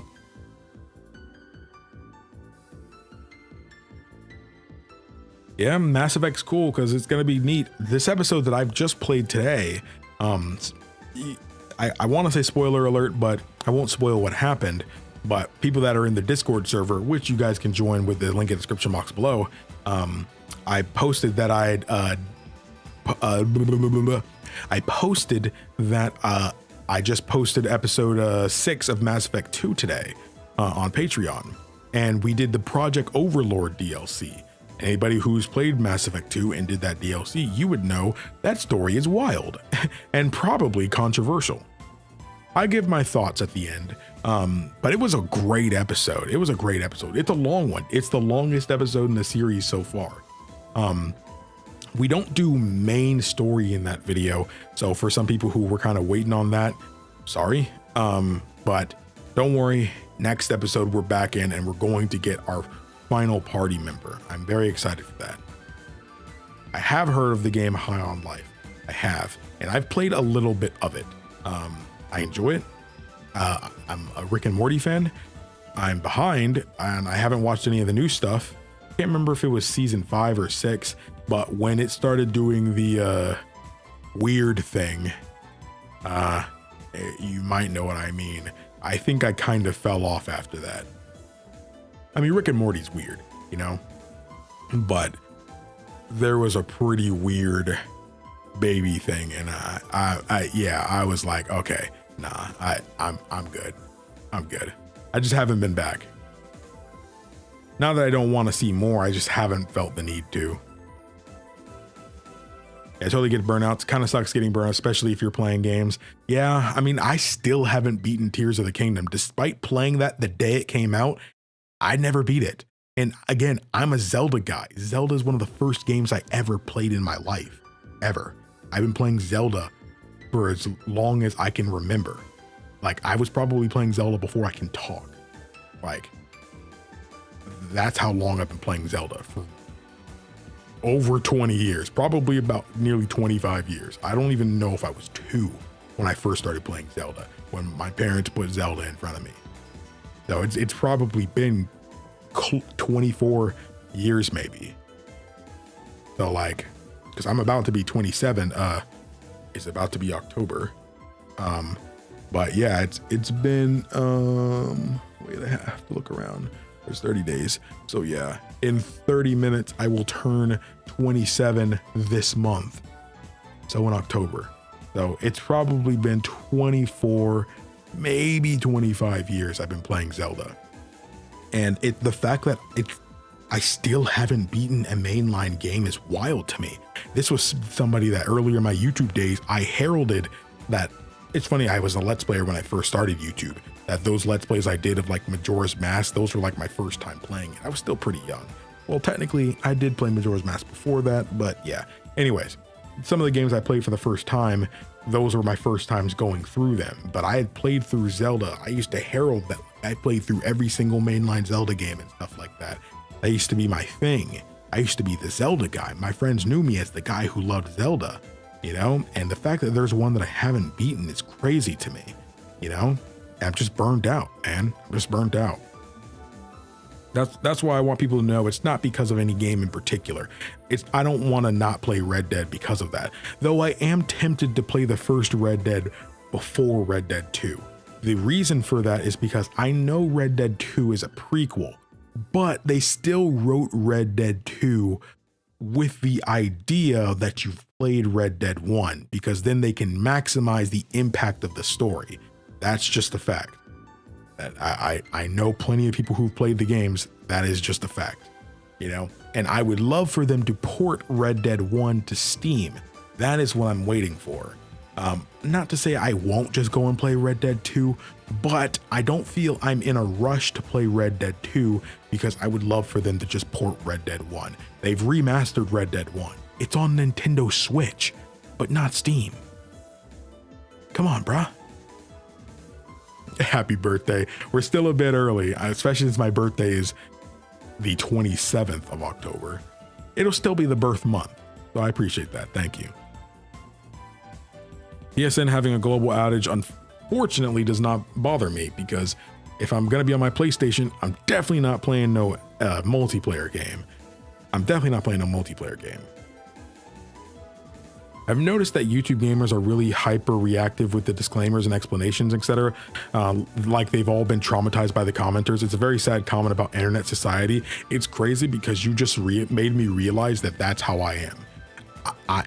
I hyper explain myself to intense degrees. That's probably why we go off on these tangents, but I feel the need to passionately express my thoughts because I feel like I have to, because you would not believe how easy it is for people to just come up with some idea of what they think you mean. Yeah, if I am not completely, utterly clear, people will still take an idea of what they think I mean and run with it. It's happened many times. I genuinely did not realize that. I must be traumatized because I do that a lot. I do that a lot. And you're probably saying that because I've been doing it this whole stream. I'm sorry. There's a big shift in the writing and VA performances, so it kind of fell off after that. Are you talking about Rick and Morty? Yeah. I hadn't even thought about how open world games would get the most comments from people trying to get you to do stuff. Makes a lot of sense. It's true, you know, because people, the experiences people have in open world games are often very different from each other. They do things in different orders. They do things in different ways. The way to approach these open world games are just so different from each other that just, it breeds people talking. In a way, it brings back that community driven aspect of gaming back in the, late 90s, early 2000s, when you would talk about games on the playground. You did this way. People don't believe you because they did things a different way. You know, gaming was different back then because there was no internet to really it wasn't like that yet. Back when I was a kid, there was no internet that people just, everything was so well documented. It wasn't like that yet. There were internet rumors and myths and stuff like that all just came from how people played the game. You know, like I wouldn't believe that in Ocarina of Time, if you just kept fighting all of the skeletons at night, that they would progressively start getting bigger. That happens. If you just keep beating them and keep having during the nighttime, they will literally get big. And fun fact, the programming of that game makes them infinitely big. So they will keep growing inside. Like say if you were to use a cheat that made it always nighttime, which causes them to spawn, they would endlessly grow until they're as big as they can be on the map. Of course, that wouldn't normally happen, but they do still keep continuously growing the entire time of nighttime. Most people would just beat a few and run, or they would go into a town or something like that, or use the song that switches it to daytime again. That's why some people don't believe things when things happen, you know? But going on tangents again. But yeah, that's probably why they breed the most amount of comments and stuff like that. Even for Fallout not doing as well, it always had a lot of comments and stuff like that. People always let me know of their experiences and stuff like that. The Witcher 3 and Skyrim the same way, you know? Seeing things done I got a ton of comments saying, I played this game for this many years and I never knew you could do this, you know? So I think that's really cool. But yeah, if you don't do things the way people want you to do them, or you don't do something that they liked, then they will leave a comment, they will get upset, and that's just how it is. That's just how it is. But at the same time, if you were to tell those people how they should play the game, they would not like it either.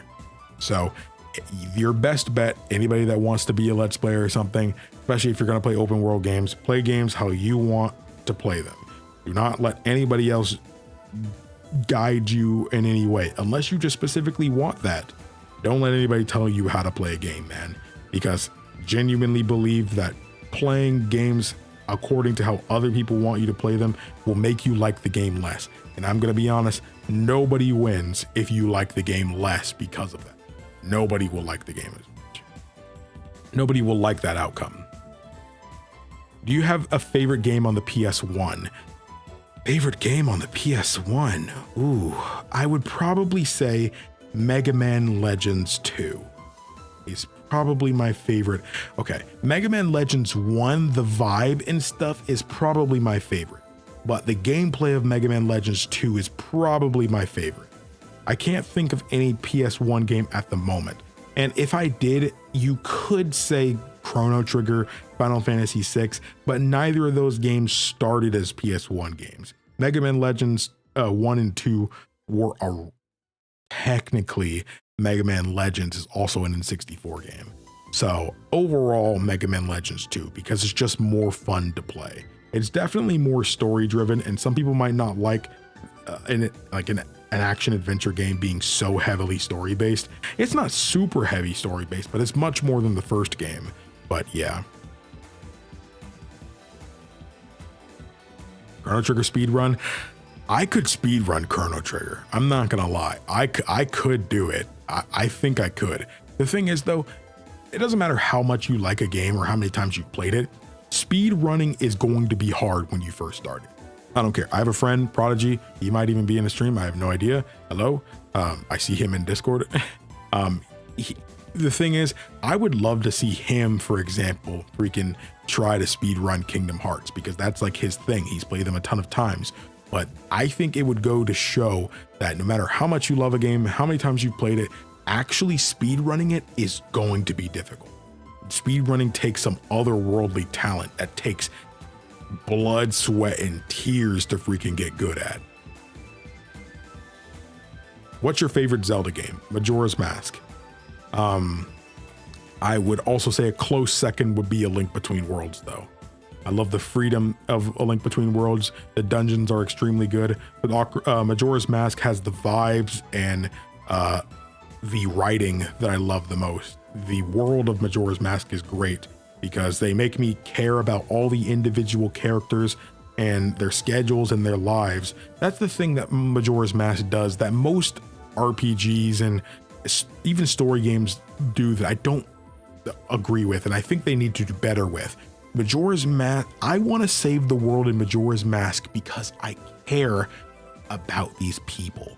You know, I care about them. I've gotten to know them, you know, like I go to the bar and I see the bartender is out here. The world's about to end and he's just drowning in the depression, but things got a little bit better when you walked in the door. That hits for me. I, being the only person who can save this world, it means something to me as a player because I care about the people in it. It's not like a generic video game thing where I save the world because I'm the hero. No, I have reason to. I know what is at stake here. These people, these individuals going about their day. She's worried about her marriage. You know, Anju and Kefe, bro. I don't need to say anymore. I don't need to say anymore. That in itself speaks volumes, bro. The little kids out here in the with the Bombers Club and everything, dude. All the little kids, Tingle going about his day, you know, wanting to be a fairy and stuff like that. All of these people have their own individual lives, and what's great is because the game has its own day and night and time system. So I know at 12 o'clock this person is in the bar. You know, I know this person is going home from work at 3 o'clock. You know, I see them at the time is always moving and they're always going about their day. I know that at 9 p.m. the homeboy is at the bar. He's had a rough day at work and he's going to be at the bar. And if I want to go and talk to him, I can do it at that time. And that's what makes it so great. Again, especially since saving the world is so hard in Majora's Mask. You have 3 days to save the world. 3 days until the moon crashes into the planet and vaporizes everything you ever known and loved. So it's like the fact that I alone have the power and have to manually reset time, relive these 3 days over and over, stop the freaking farm girl from getting lobotomized by aliens. You know, it's like, it's crazy because normally, for example, Malon, you would, like, for example, normally by the time the ranch opens up on the 3rd day, you see a young girl who is just messed up. She's not coherent. She can't speak normally. But if you were to, after you get to a certain point in the game, you actually gain access to the ranch earlier in the days. So on day one now, you find out that the reason she acted that way on day 3, the final day, is because she got kidnapped by aliens and freaking lobotomized. This is a kid's game. What the freak? And with the fact that you can now go and prevent that from happening is so great, because again, they make you work for this, bro. You have everything against you. No way could you save the world in 3 days. But the fact that you have to try so freaking hard to make it happen, to make everybody okay, it's peak.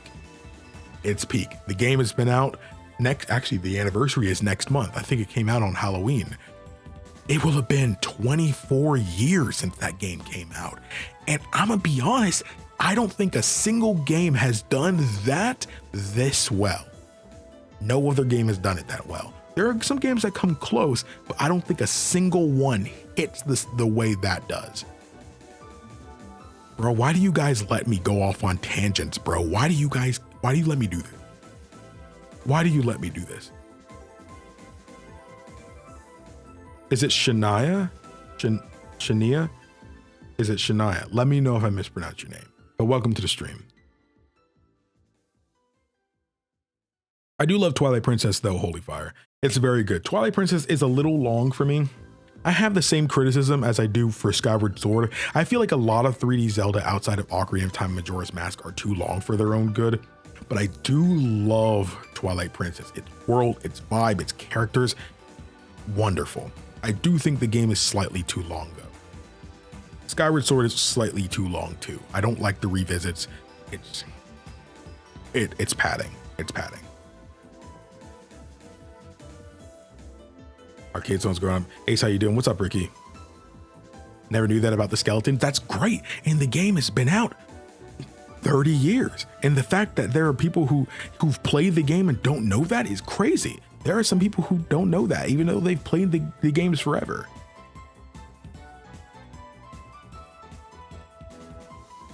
Yeah, Cody, you just gotta make the playthrough yours. I've never seen The Guild before. Mega Man Legends is one of the best art styles on the PS1. Absolutely. It aged like a fine wine. On the show The Guild, there's a character who's a game designer who goes mental because he becomes obsessed with the trash comments of internet trolls. I get it. I get it. I do admit not everybody is built for this. They can have a love for the craft, but the internet has really made things hard, man. This isn't like the 80s and early 90s or even early 2000s anymore. They're like, no matter what you do, the internet is a part of whatever you do these days. Whether you're an artist, whether you're a writer, or whether you're a game developer, whether you're a YouTuber, you have to deal with the internet. There's no other way around it these days. It sucks. Thankfully, my channel isn't that bad, but I don't usually, I still like to say my community is great on YouTube. I genuinely think I have one of the most wonderful communities on YouTube. I genuinely feel that way. You guys are an absolute joy to interact with. I always have fun talking with you guys. But the thing is, I'm not always interacting with my community. There's a lot of people that I'm talking to that aren't part of my community. They're tourists. They're people who are seeing me for the first time or saw me and they're recommended, and they're toxic. That's just how it is. There are some people who will literally go out of their way and see this stream and call me the N-word or a monkey. That has happened before. You know, that these are not my community. While it adds to a general bad experience that I've had, it doesn't mean anything about my community, you know? Like the people who frequently watch my videos or my streams and stuff like that, they are the people who are my community. They're the people I always think about when I am thinking to myself late at 4 a.m., still awake in my bed. Why am I doing this? You know, like who even cares? And I remember the names of the people who are always leaving a comment for the algorithm, you know, that were there during the live streams. And I'm like, dude, no. Sometimes you gotta shut up, lock in, bro. You know why you're doing this. You know why you're doing this. Like, you want to share your experiences with the world. You want to be able to look back on your adventures And at the end of the day, there are so many people who decided to join that ride with you, man. And they actually care, you know? They care about the commentary, they care about your experience, and they're ready for the next one. Those people exist. And I'm just like, yeah, man, that's why I do this, you know? Sometimes the tank runs on E, man. You need to remind yourself, or even have a friend remind you why you do this, man. There's a life raft. Who you save in the ocean? Cage 2, Chrono Trigger, Final Fantasy 14. That's definitely a terrible question. I will say I will let Cage 2 drown, no offense. Chrono Trigger or Final Fantasy 14. I'm gonna say this now. I might like the characters of Chrono Trigger more, but I think Final Fantasy 14 has the best story. And because I'm a story nut, I'm going to have to say Chrono Trigger. I really hope you can swim, bro. I really hope you can swim. I hope you're the best swimmer and make it to land safely, because I love you and appreciate you. But Final Fantasy 14, I have to cheat on Chrono Trigger with Final Fantasy 14. You should play Outer Wilds, Ace. That is a game I'd love to do on the channel. Outer Wilds is one of those games where everybody loves, but nobody talks about why they love it. It's because they can't. The Outer Wilds is one of those games, kind of like Persona 3, where it's very hard to talk about, because the core of what makes the game so wonderful and why everybody loves it is something you have to experience for yourself. Go in as blind as possible, you know? And that's all. I know nothing about it either, so I've never sampled it, never seen anybody else play it. I've heard people talk about it. I can't remember who it was. It could be Daryl Talks Games, or it could have been Game Maker's Toolkit. But one of them was talking about how wonderful the freaking game was, and I really need to go about it. Her voice is used in Fallout New Vegas and Dragon Age. Oh, okay, that's cool. What you said about Majora's Mask is facts. I played for 100 hours before I figured out how to get out of that city you started. Crazy. What's up, Violet? Sorry if I'm seeing your message a bit late. I saw it said you should do an Ocarina of Time playthrough. You're very entertaining. I appreciate that, Chunky Tron. I just don't know if people are interested in seeing me play games I've played before. You know, like I think I could make it entertaining, but you know, still, I'm not too sure how people would feel about that. I don't know if it would garner interest. I feel like that's the kind of thing to where people would say, oh, Majora's Mask, oh, Ocarina of Time, oh, let's go. But then they'd see me a minute into the video and say, yeah, I played this game before. They'd probably click off, you know, and that would suck. Well, what's up, Violet? I appreciate you catching a live stream. I haven't streamed that often. I'm really trying to do more. I'm going to be honest. Would you guys be okay? Like, okay, if I'm trying to get back into streaming, would you guys be okay with me just doing talking streams sometimes? I know I should probably play something. You guys subscribe to the channel to see me play stuff. But at the same time, I also feel like, dude, I love talking with my community. We don't get this us time that often, you know? Like, you know, it's always me talking in the darkness of my room. Like, I have a ring light on, so it seems like my room is super bright, but most of the other part of the room is completely dark, you know? So it's like, to me, it's like, we don't get to have us time. It's always about me, but I want to know about you guys. I want to talk with you, say something and you respond. That's what I want. I'd love to set something up to where like I can verbally talk with viewers and stuff too. You know, I don't know if I'd have to do like a Discord stage. I think Discord has that feature now. You can like set up a stage and like you can invite like everybody can view the event and you can bring people in to talk with you. I know Twitter has the same thing. I think it's called a Twitter space, but it's something similar. I feel like something like that would be pretty entertaining. I don't know if that's something you guys would be interested in, but I feel like that'd be pretty cool.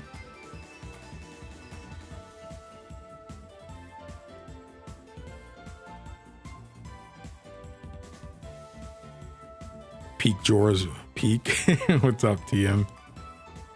Never played Majora's Mask. That sounds absolutely nuts. Oh, it's way crazier than you think. That's just a side quest. That has nothing to do with the main story. Again, Majora's Mask does an incredible job of just making you care about everyone and everything, because that's the whole premise of Majora's Mask. The world ends in 3 days. There's no way, there's not enough time for you to save it. But because you're a time traveler, You have to break down the foundations of this world and make it happen. That is the only way you can do it. That's the only way you can do it. But that's the whole point of Majora's Mask. Majora's Mask, if you were to just go do the dungeons, do the main story, it's probably the shortest Zelda game. If you just did the dungeons and then call it that. But nobody who's just did that could ever call Majora's Mask their favorite.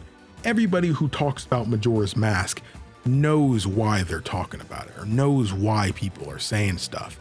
It's all because of the side quests. The side quests make that game. That's why I don't even like calling them side quests. I just like calling them quest line.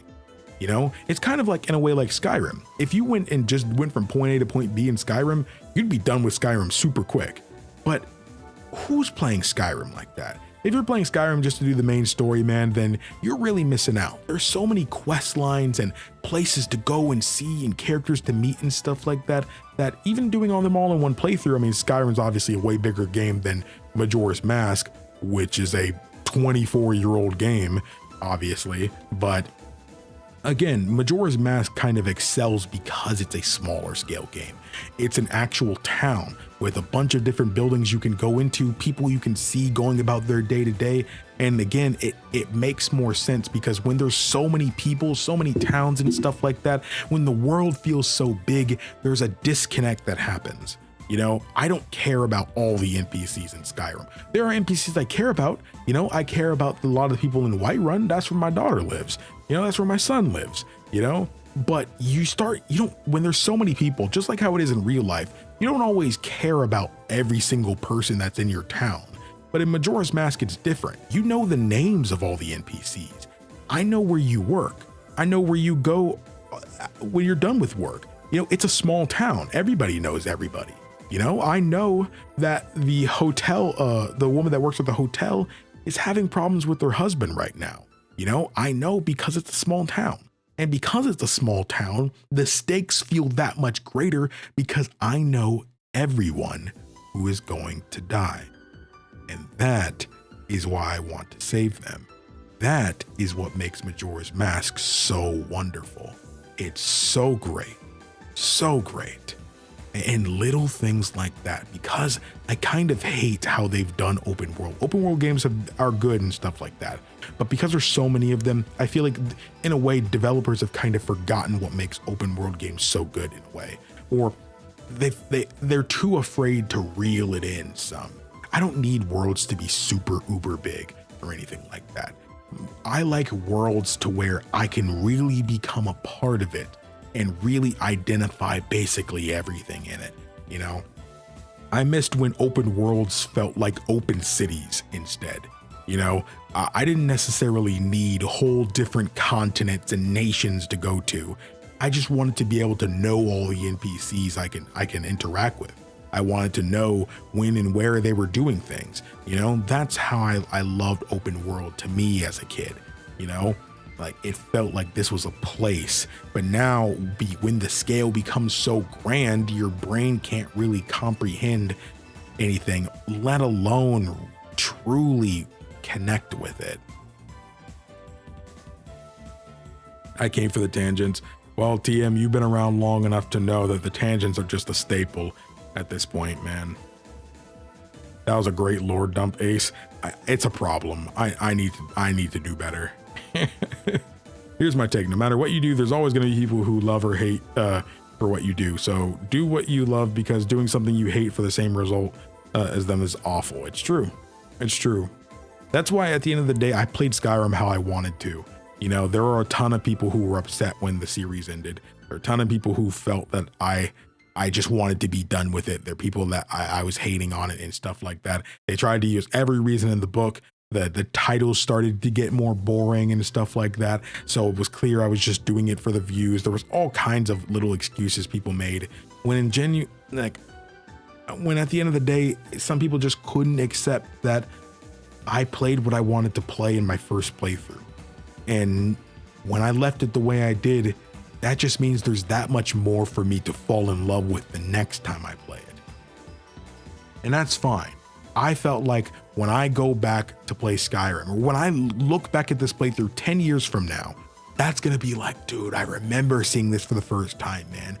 Seeing Hermaeus Mora for the first time, bro.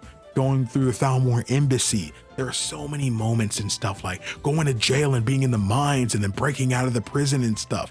There were so many moments that I'll remember for freaking ever, but I can go back and see it is great. And again, I don't need to 100% the game to be able to do that, you know? There's more than enough in my playthrough for me to get nostalgic over my first playthrough. Me and the Etika community, so many toxic people. Yeah. Go ahead and check Discord. Oh yeah, I talked about that already. I saw it. Have you beat Birth by Sleep on critical? Oh yeah, I've beaten every single Kingdom Hearts game on the hardest difficulty. Kingdom Hearts is not a hard series to me. That is not a hard series.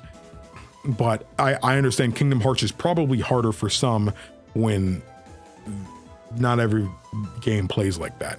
It's a pretty difficult action RPG series, but I've played Kingdom Hearts so long that Kingdom Hearts doesn't feel difficult to me anymore. It's fun though. I love the approach to it.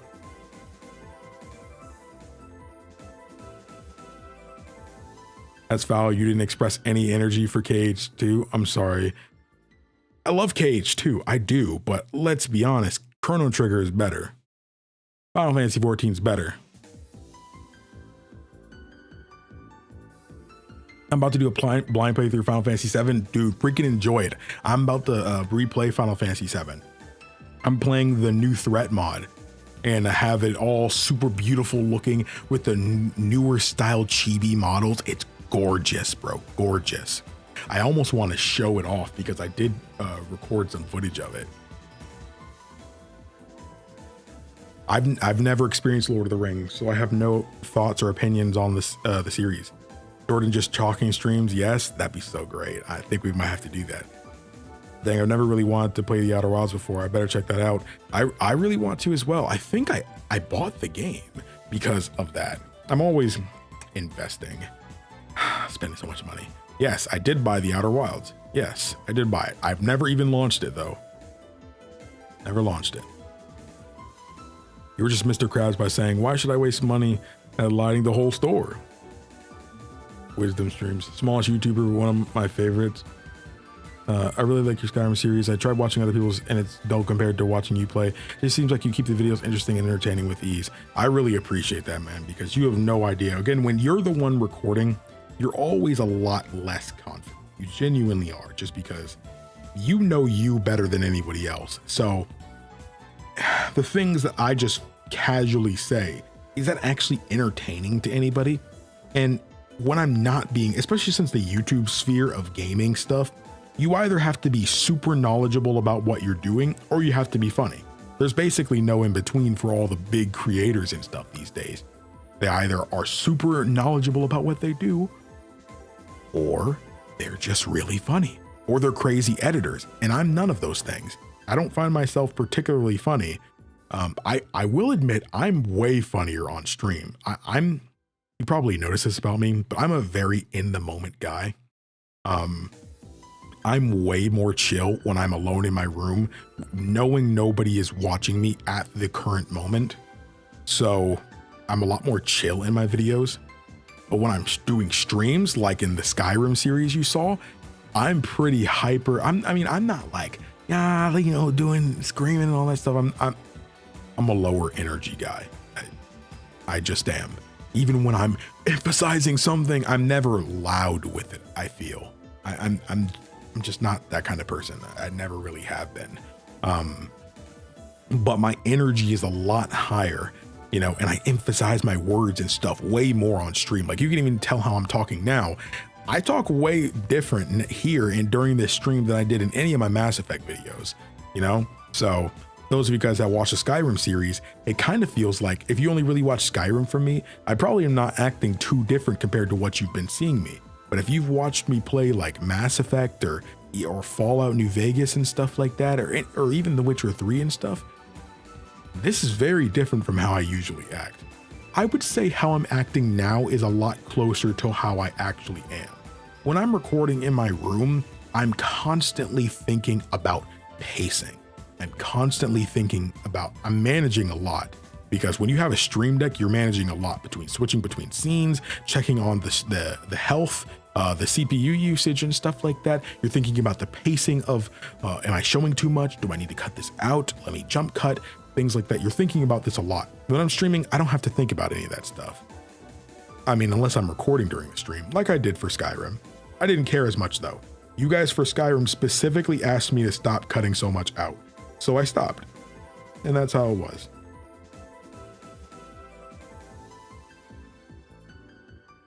That's just how it was back then. I kind of want something banger right now. I feel like some of the ones I really want to listen to the most, I don't have downloaded right now. And I also don't want stuff to be copyrighted. And Square Enix, ever since they've been posting so much music on their music channels, has definitely started copywriting more than they used to. So I try not to use, if it's not Kingdom Hearts, I try not to use too much Square Enix music in videos anymore, because that's just kind of asking for it.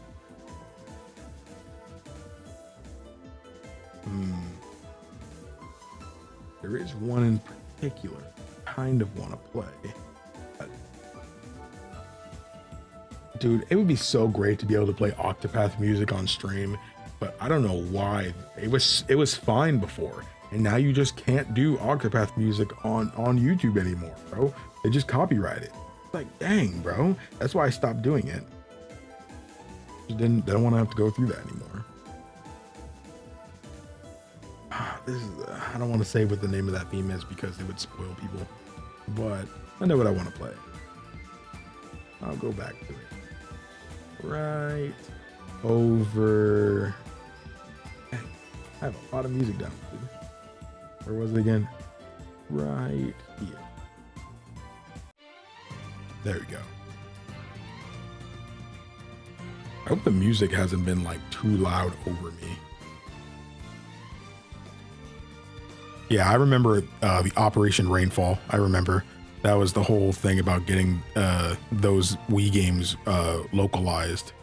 Xenoblade being part of that. You hear about Nazim even though you hadn't been to the Cloud District. That's true too. Do you like Lord of the Rings universe? Yeah, I answered that. Yeah, I can see why that's powerful. Majora's Mask. Yeah, once you care about the characters in the game, it becomes a lot more involved and immersive. Backseat players like backseat drivers are super annoying and lack the capacity to reflect and know when to shut up. Spitting. You are spitting. You are indeed spitting. There's always Persona 4 Golden in the background burner. That too. Dude, I really feel like I owe it to myself to play through a Metaphor when that comes out. I owe it to myself. And maybe I just need to stream it. Maybe I need to stream through it. But I think the idea of doing a stream series and it doing bad really scares me.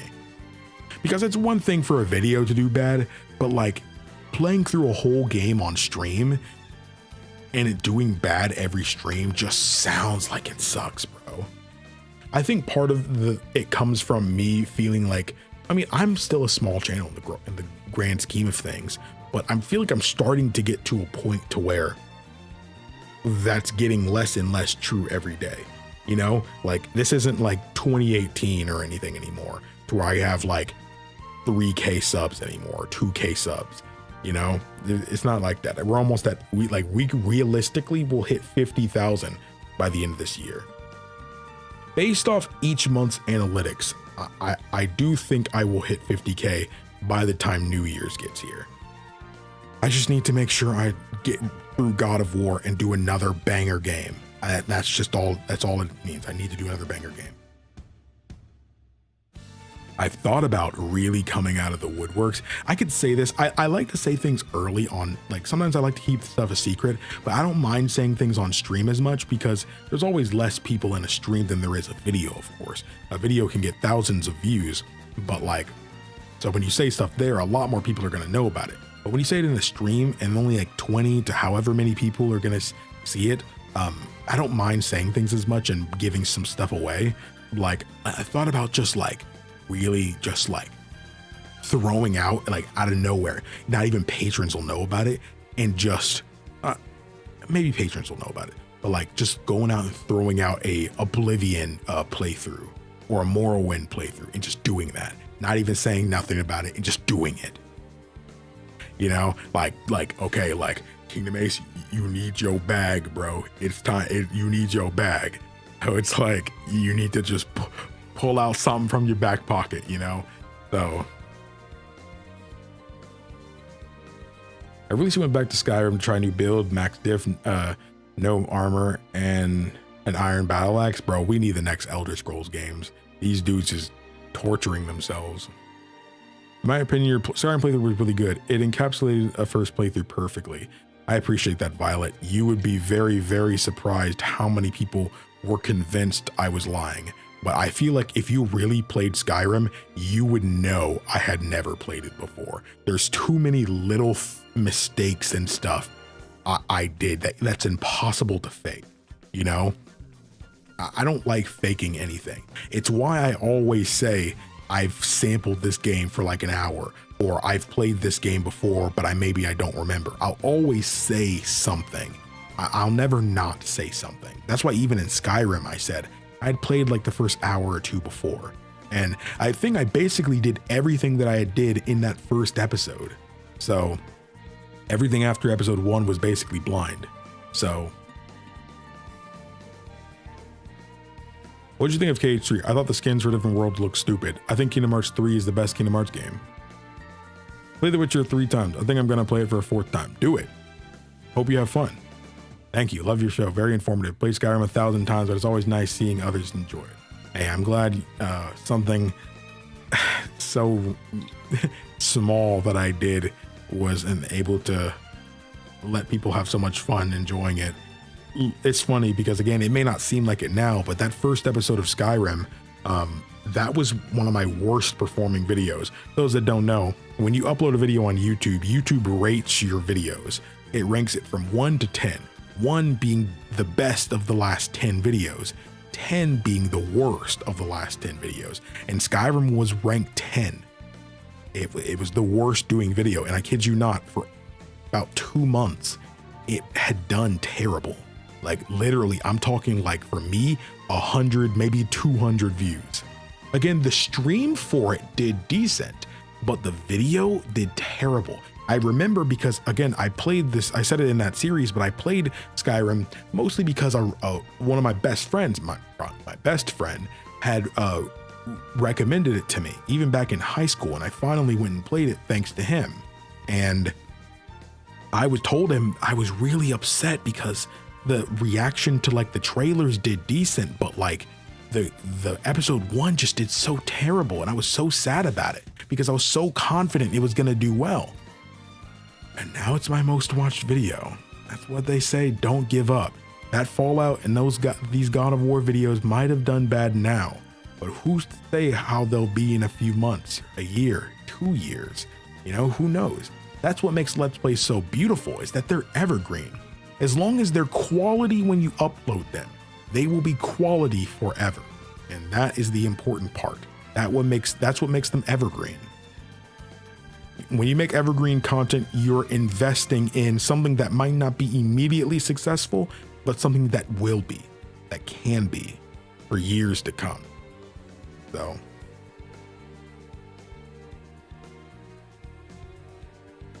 YouTube is an extremely stressful job. It may not seem like it, but YouTube is, and I'm not trying to like seem sympathetic or anything like that. Like, oh, my job's harder than your 9 to 5. I'm not saying anything like that. It just is stressful. It ain't for everybody, especially when you're basically on your own.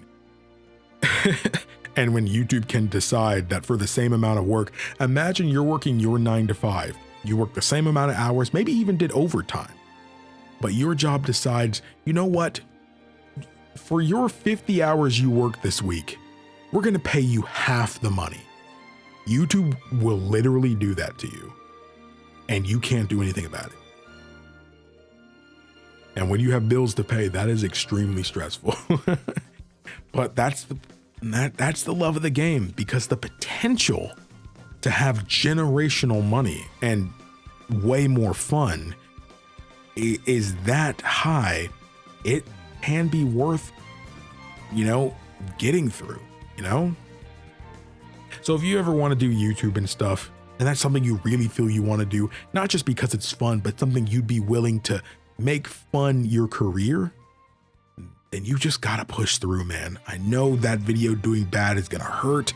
I know you're gonna feel like quitting. I know it's gonna suck to see the low views, like especially YouTube itself. When you go on the YouTube studio dashboard and you see all the down arrows saying you're making less money, your views are lower, your sub growth is lower, you don't see any comments, the watch time is lower, the click-through rate's lower. Seeing all of that, again, it shows you all of that on the first page.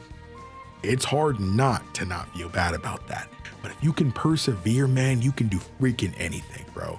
My mom and grandma always told me that if you keep living, you will get through everything. And I feel like, you can say, well, duh, but that's how simple it really is. And I think sometimes you just need a reminder that it's not even always about strength. It's about perseverance, man. As long as you just keep living, you will literally get through everything in life, and all those bad times will just be a distant freaking memory, and that's how I try to live. I don't try to focus on the small stuff so much. Those first impressions I did pretty much all did terrible. My current audience might not be, too caring about that. Back when I was just doing reactions, I don't think people cared about a freaking Skyrim Let's Play. That current audience didn't care. And I'm gonna be honest, the biggest reason I don't react to things like that anymore is because watching stuff is hard for me. I'd rather play and engage with stuff. Watching stuff on my own time is fine when I'm out here looking ugly in the darkness of my room, shoving pretzel sticks into my mouth with Mountain Dew on the side. That's fun for me. But when I'm playing a game and engaging, I like to be engaged and show that engagement when I'm doing it. I always go off on tangents, bro. Why does this happen to me? I don't know how to shut up. Yeah, when you play Skyrim for years, it's easy to dunk on others and talk trash because you forgot how even the butterflies were thugging you up and taking your lunch money like a milk drinker. You're right. Sorry, that was a dumb question, a dumb Kingdom Hearts question, but can we ever watch you play Cage just chilling? If you guys wouldn't mind Kingdom Hearts streams, that would actually be really cool. I was talking about what if I wanted to play games on the channel that I've played already, but I still want to make content on it. I wouldn't mind going through the Kingdom Hearts games on stream. I wouldn't mind going through Metal Gear on stream. That might be pretty cool. Something that's super casual. I'm not worried about how many streams is it going to take me to beat this game. I'm not thinking about, I'm streaming so many games right now. I'm not thinking about that. I'm just casually playing. Random Thursday night, you guys are eating your dinner. Maybe it's a little bit before, you got an hour before bed. You just want to chill, watch somebody play Metal Gear. You want to sit and watch somebody play through Kingdom Hearts a bit, take on these fights. I can't promise that I do all the, if I'm playing something like Kingdom Hearts that I played a million times, I can't promise that I'll be watching all the cutscenes. Playing the game and just having fun, I'd be more than happy to do.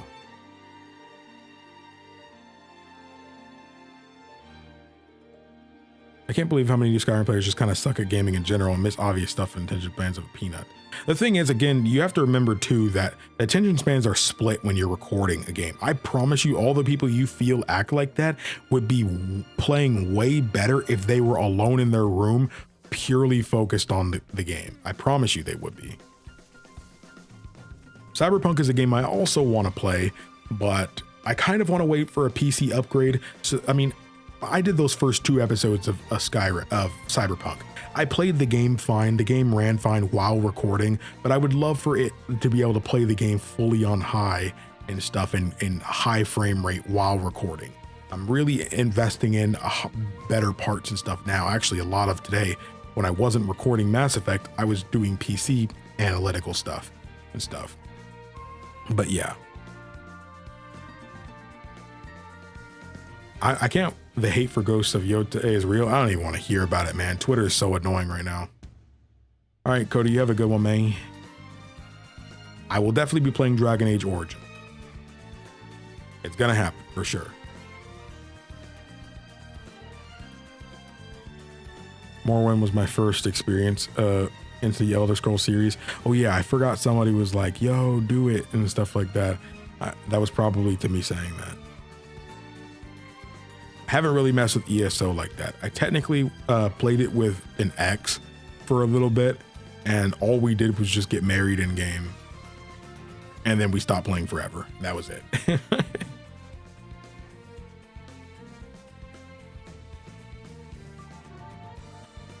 I feel that was Stone. I will play Dragon Age Origins. I will. I just started The Witcher 3 based off your playthrough, actually. Finally convinced me. Hey, I'm glad. I hope you have a good time with that, because the game is good. It's very different. I know you said you play Skyrim. It is very different from Skyrim. Very, very different. It's definitely hardcore action RPG, like traditional RPG, than something like Skyrim. So hope you enjoy it though. Xenoblade Chronicles music in the background, of course, one of my favorite games ever. Shulk is actually my favorite. Well, technically, I think Clementine is my favorite character in fiction. But I'd say my top 3 characters in fiction between anything is Clementine from The Walking Dead, Okabe Rintaro from Steins Gate, and Shulk from Xenoblade. I think those are my 3 favorite characters in anything.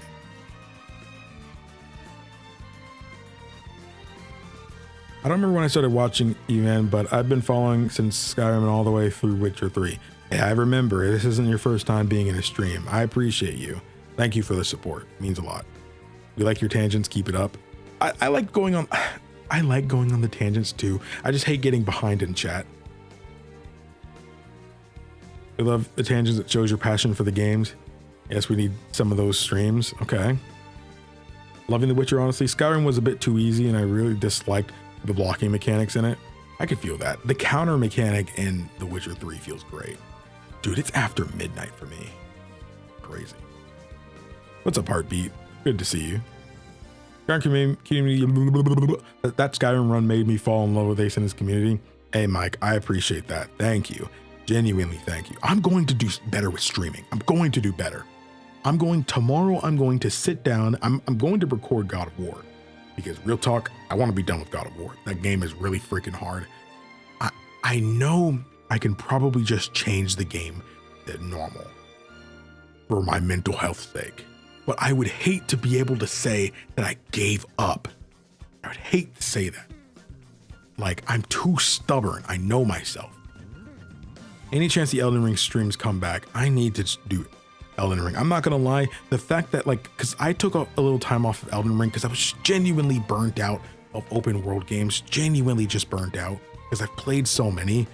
But now the idea of streaming today, you would not believe how much I had to force myself to do this stream today, because the idea that I had to stream was associated with Elden Ring.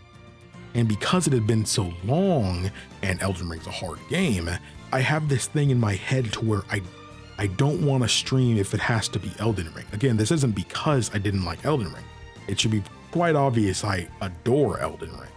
It's just that it's been so long. I don't remember where I was at or what I was doing, you know, and stuff. I'm going to be bad for a while because I took so much time off, and all of these little things add up to me just feeling like, okay, because I don't want to play Elden Ring, I can't stream. That's how that worked. So I think I'm probably going to do more talking streams like this, and I'll probably just play some games sometimes that I've played before, you know, and even if I haven't played them before, sometimes I think it doesn't need to be that deep, man. If I want to play a game on stream, I should just be able to do that.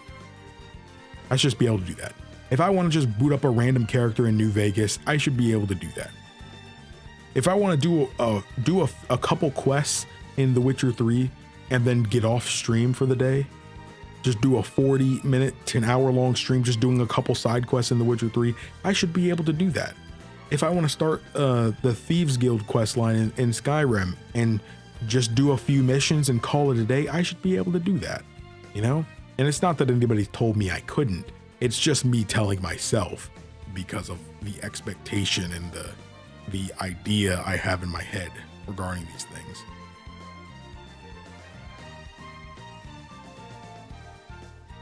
I'm playing God of War 1 on Spartan, and it's tough. It doesn't even feel like it's tough for tough's sake.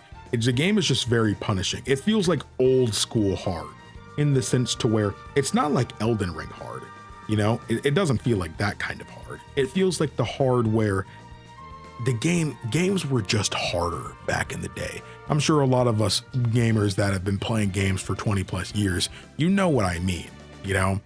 Playing Mega Man 1 type hard. It's not that the game isn't fair, it's just that it's brutal. The game is unforgiving, and God of War is like that. I do appreciate the autosaves, at least in the PS3 remaster of God of War 1. I do appreciate that. The saves are actually pretty well spread out, and the autosaves are basically every other room. So I do appreciate that. And so if you die, you don't usually have to redo much. So you may have to go across a couple rooms, but you usually don't even have to fight whole groups of enemies all over again. If you beat a room, there's probably an autosave, and I do appreciate that. But yeah, Elden Ring is too mainstream. No offense to hardcore fans. I don't even care about any of that kind of stuff. I just play a game if I want to play it, and Elden Ring is fantastic. I just need to build up the courage to do it. I need to stop. I think my brain just needs to understand that just because I'm playing something doesn't mean it's a series. I need to think of it that I'm not doing a Elden Ring series. I'm just playing Elden Ring on stream. That's all it is. That's how I think that is the core of how I need to approach streams. That's the only way I think I can get around it. Talk about PS3, God of War 1, not God of War PS4. What's up? Welcome, Muir? Let me know how to pronounce your name, because I'm gonna be honest, I don't want to mispronounce it. Well, welcome to the stream. I hope you're doing well.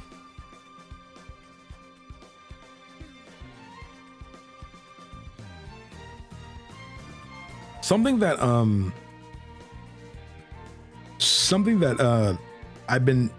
that's going on Twitter right now, dude, it's been annoying the crap out of me so much. This has nothing to do with what we were just talking about, but localization is a big job in the gaming industry. For those that don't know what localization is something that happens with basically every game you've ever played, especially if it came from a country that doesn't have your language, you know? And even if it did, that doesn't necessarily mean it didn't have to go through localization for someone else. So it seems like to me, a lot of people don't understand the difference between translation and localization.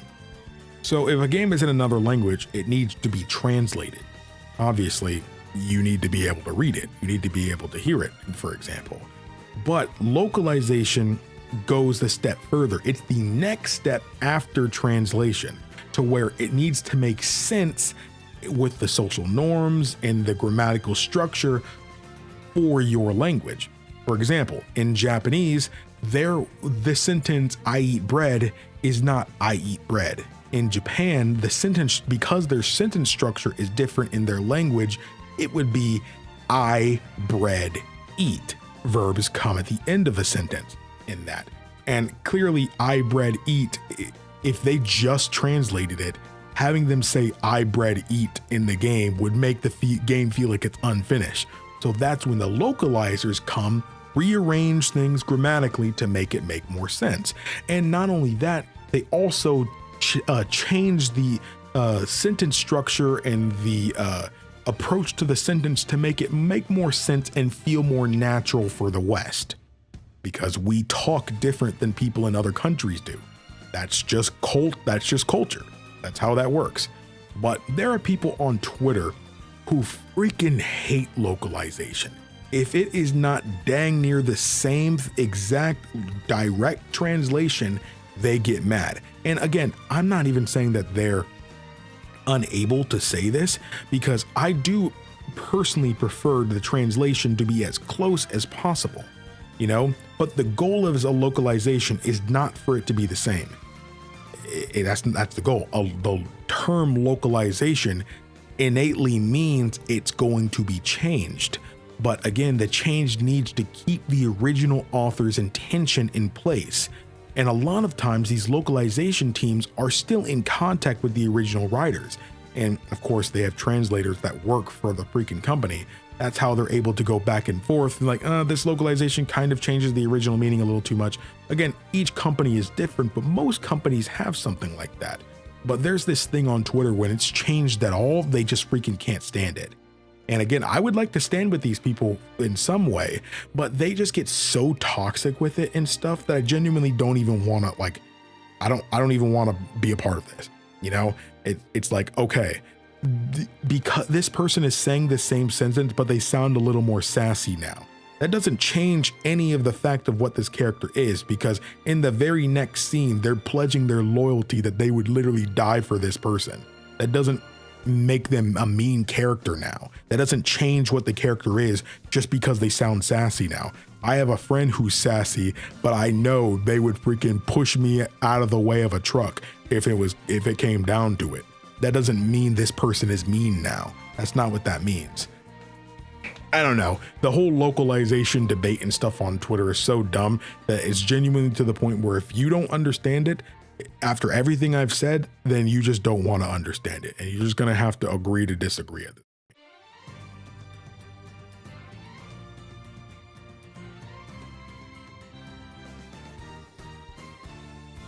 In a way, yes.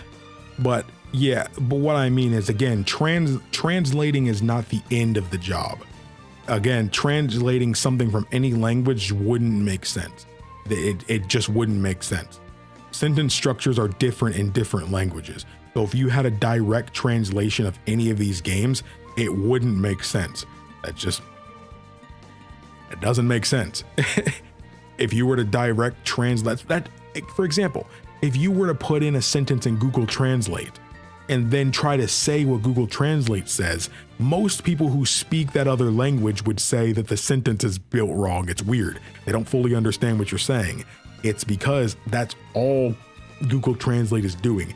It's translating the word. It's not building the structure like it would normally be.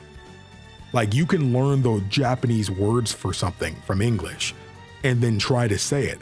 Oh, watashi, bread, pun, and then the word for eat and all that stuff. You can build this sentence structure based off how your English brain works, but that's not how it works. If you don't form the sentence right, even if you're saying the right words, it won't make any sense.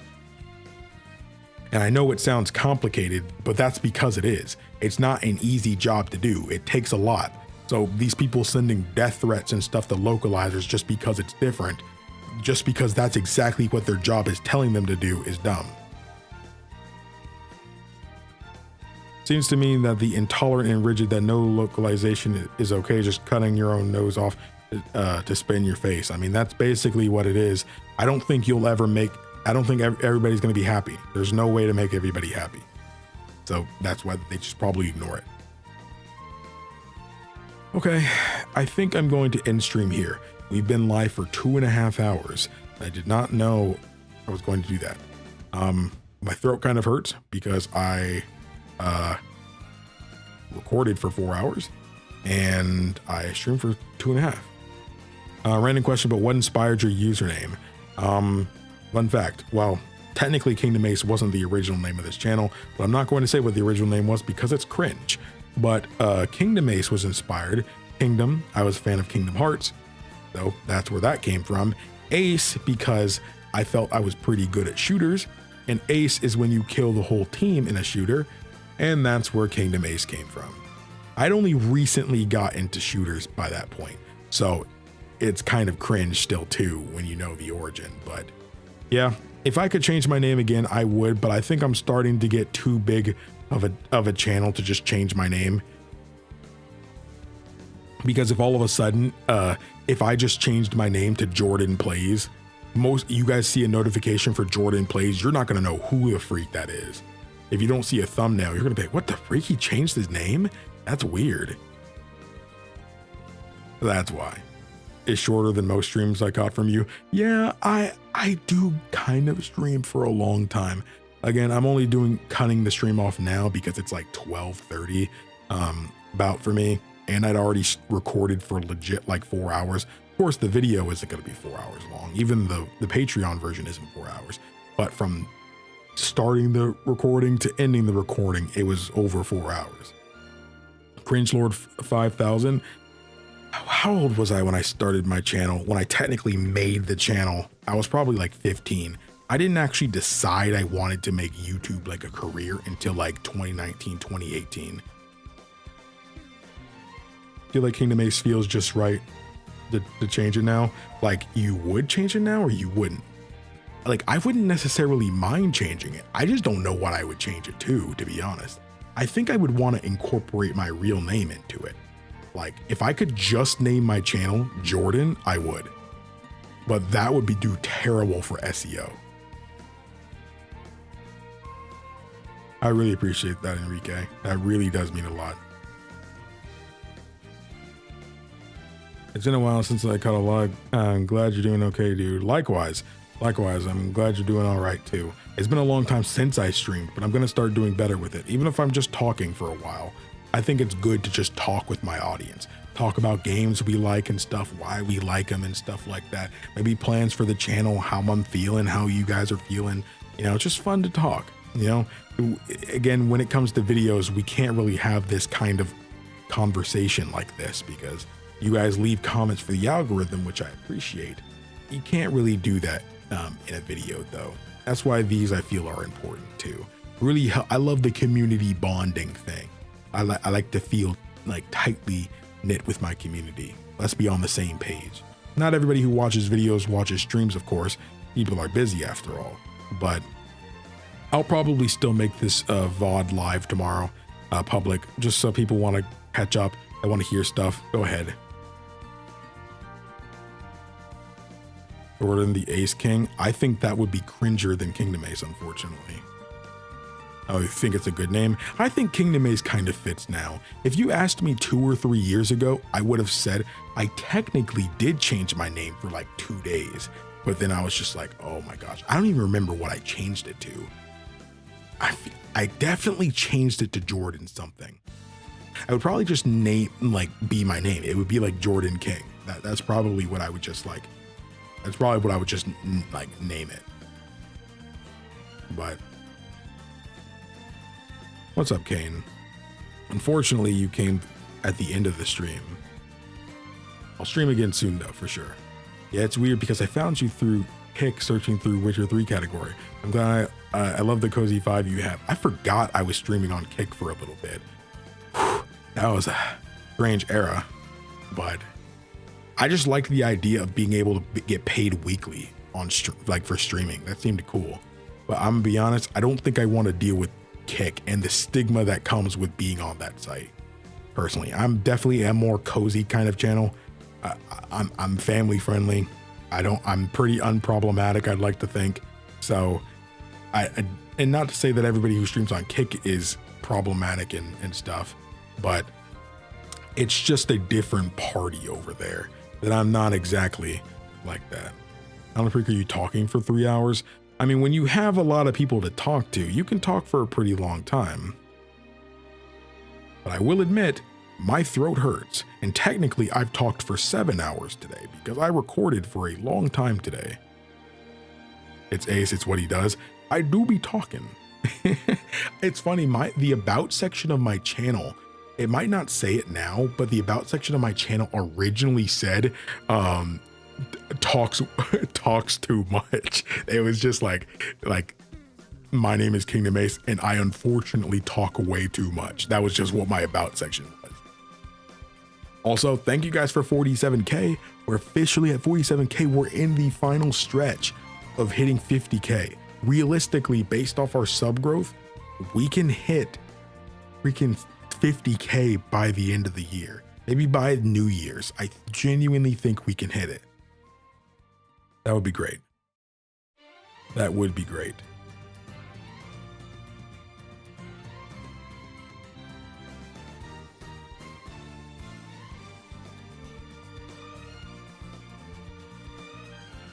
What video is dropping next on the tube?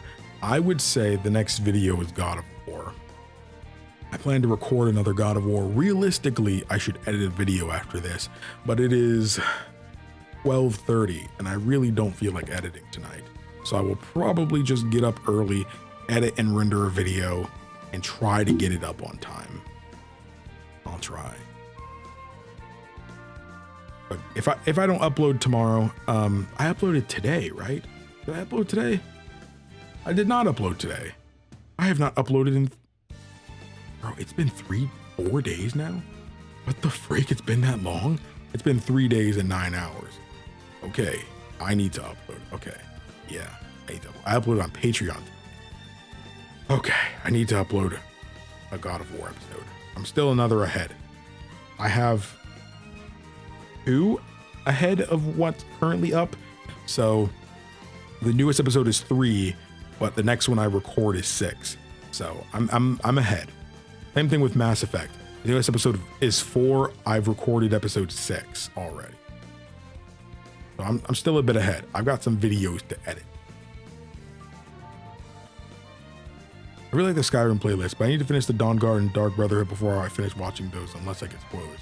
No worries, the videos are evergreen. They will be there when you're ready. I appreciate you watching any of them. Started my first playthrough of Skyrim 4 days ago and watching your playthrough along the way. Hey, I appreciate that. 50K, then the end of 2025, 200K. Hey, if y'all want to help get the channel at 200K by the end of 2025, we can do that. I have a friend who went from 100K to basically 200K in a year. So it's funny, an IRL friend of mine that I told him to start a channel, he's almost at 500K now, man. I can't believe he blew up that much. The first year of him uploading, it was pretty slow and everything. Maybe 1 or 2K he hit. But after that, he had one video that just exploded, and then the entire everything blew up.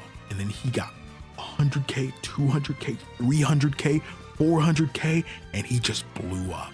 And I'm so proud of him. YouTube has screwed him over a lot though. I really do feel bad for him. I need to be better about reaching out.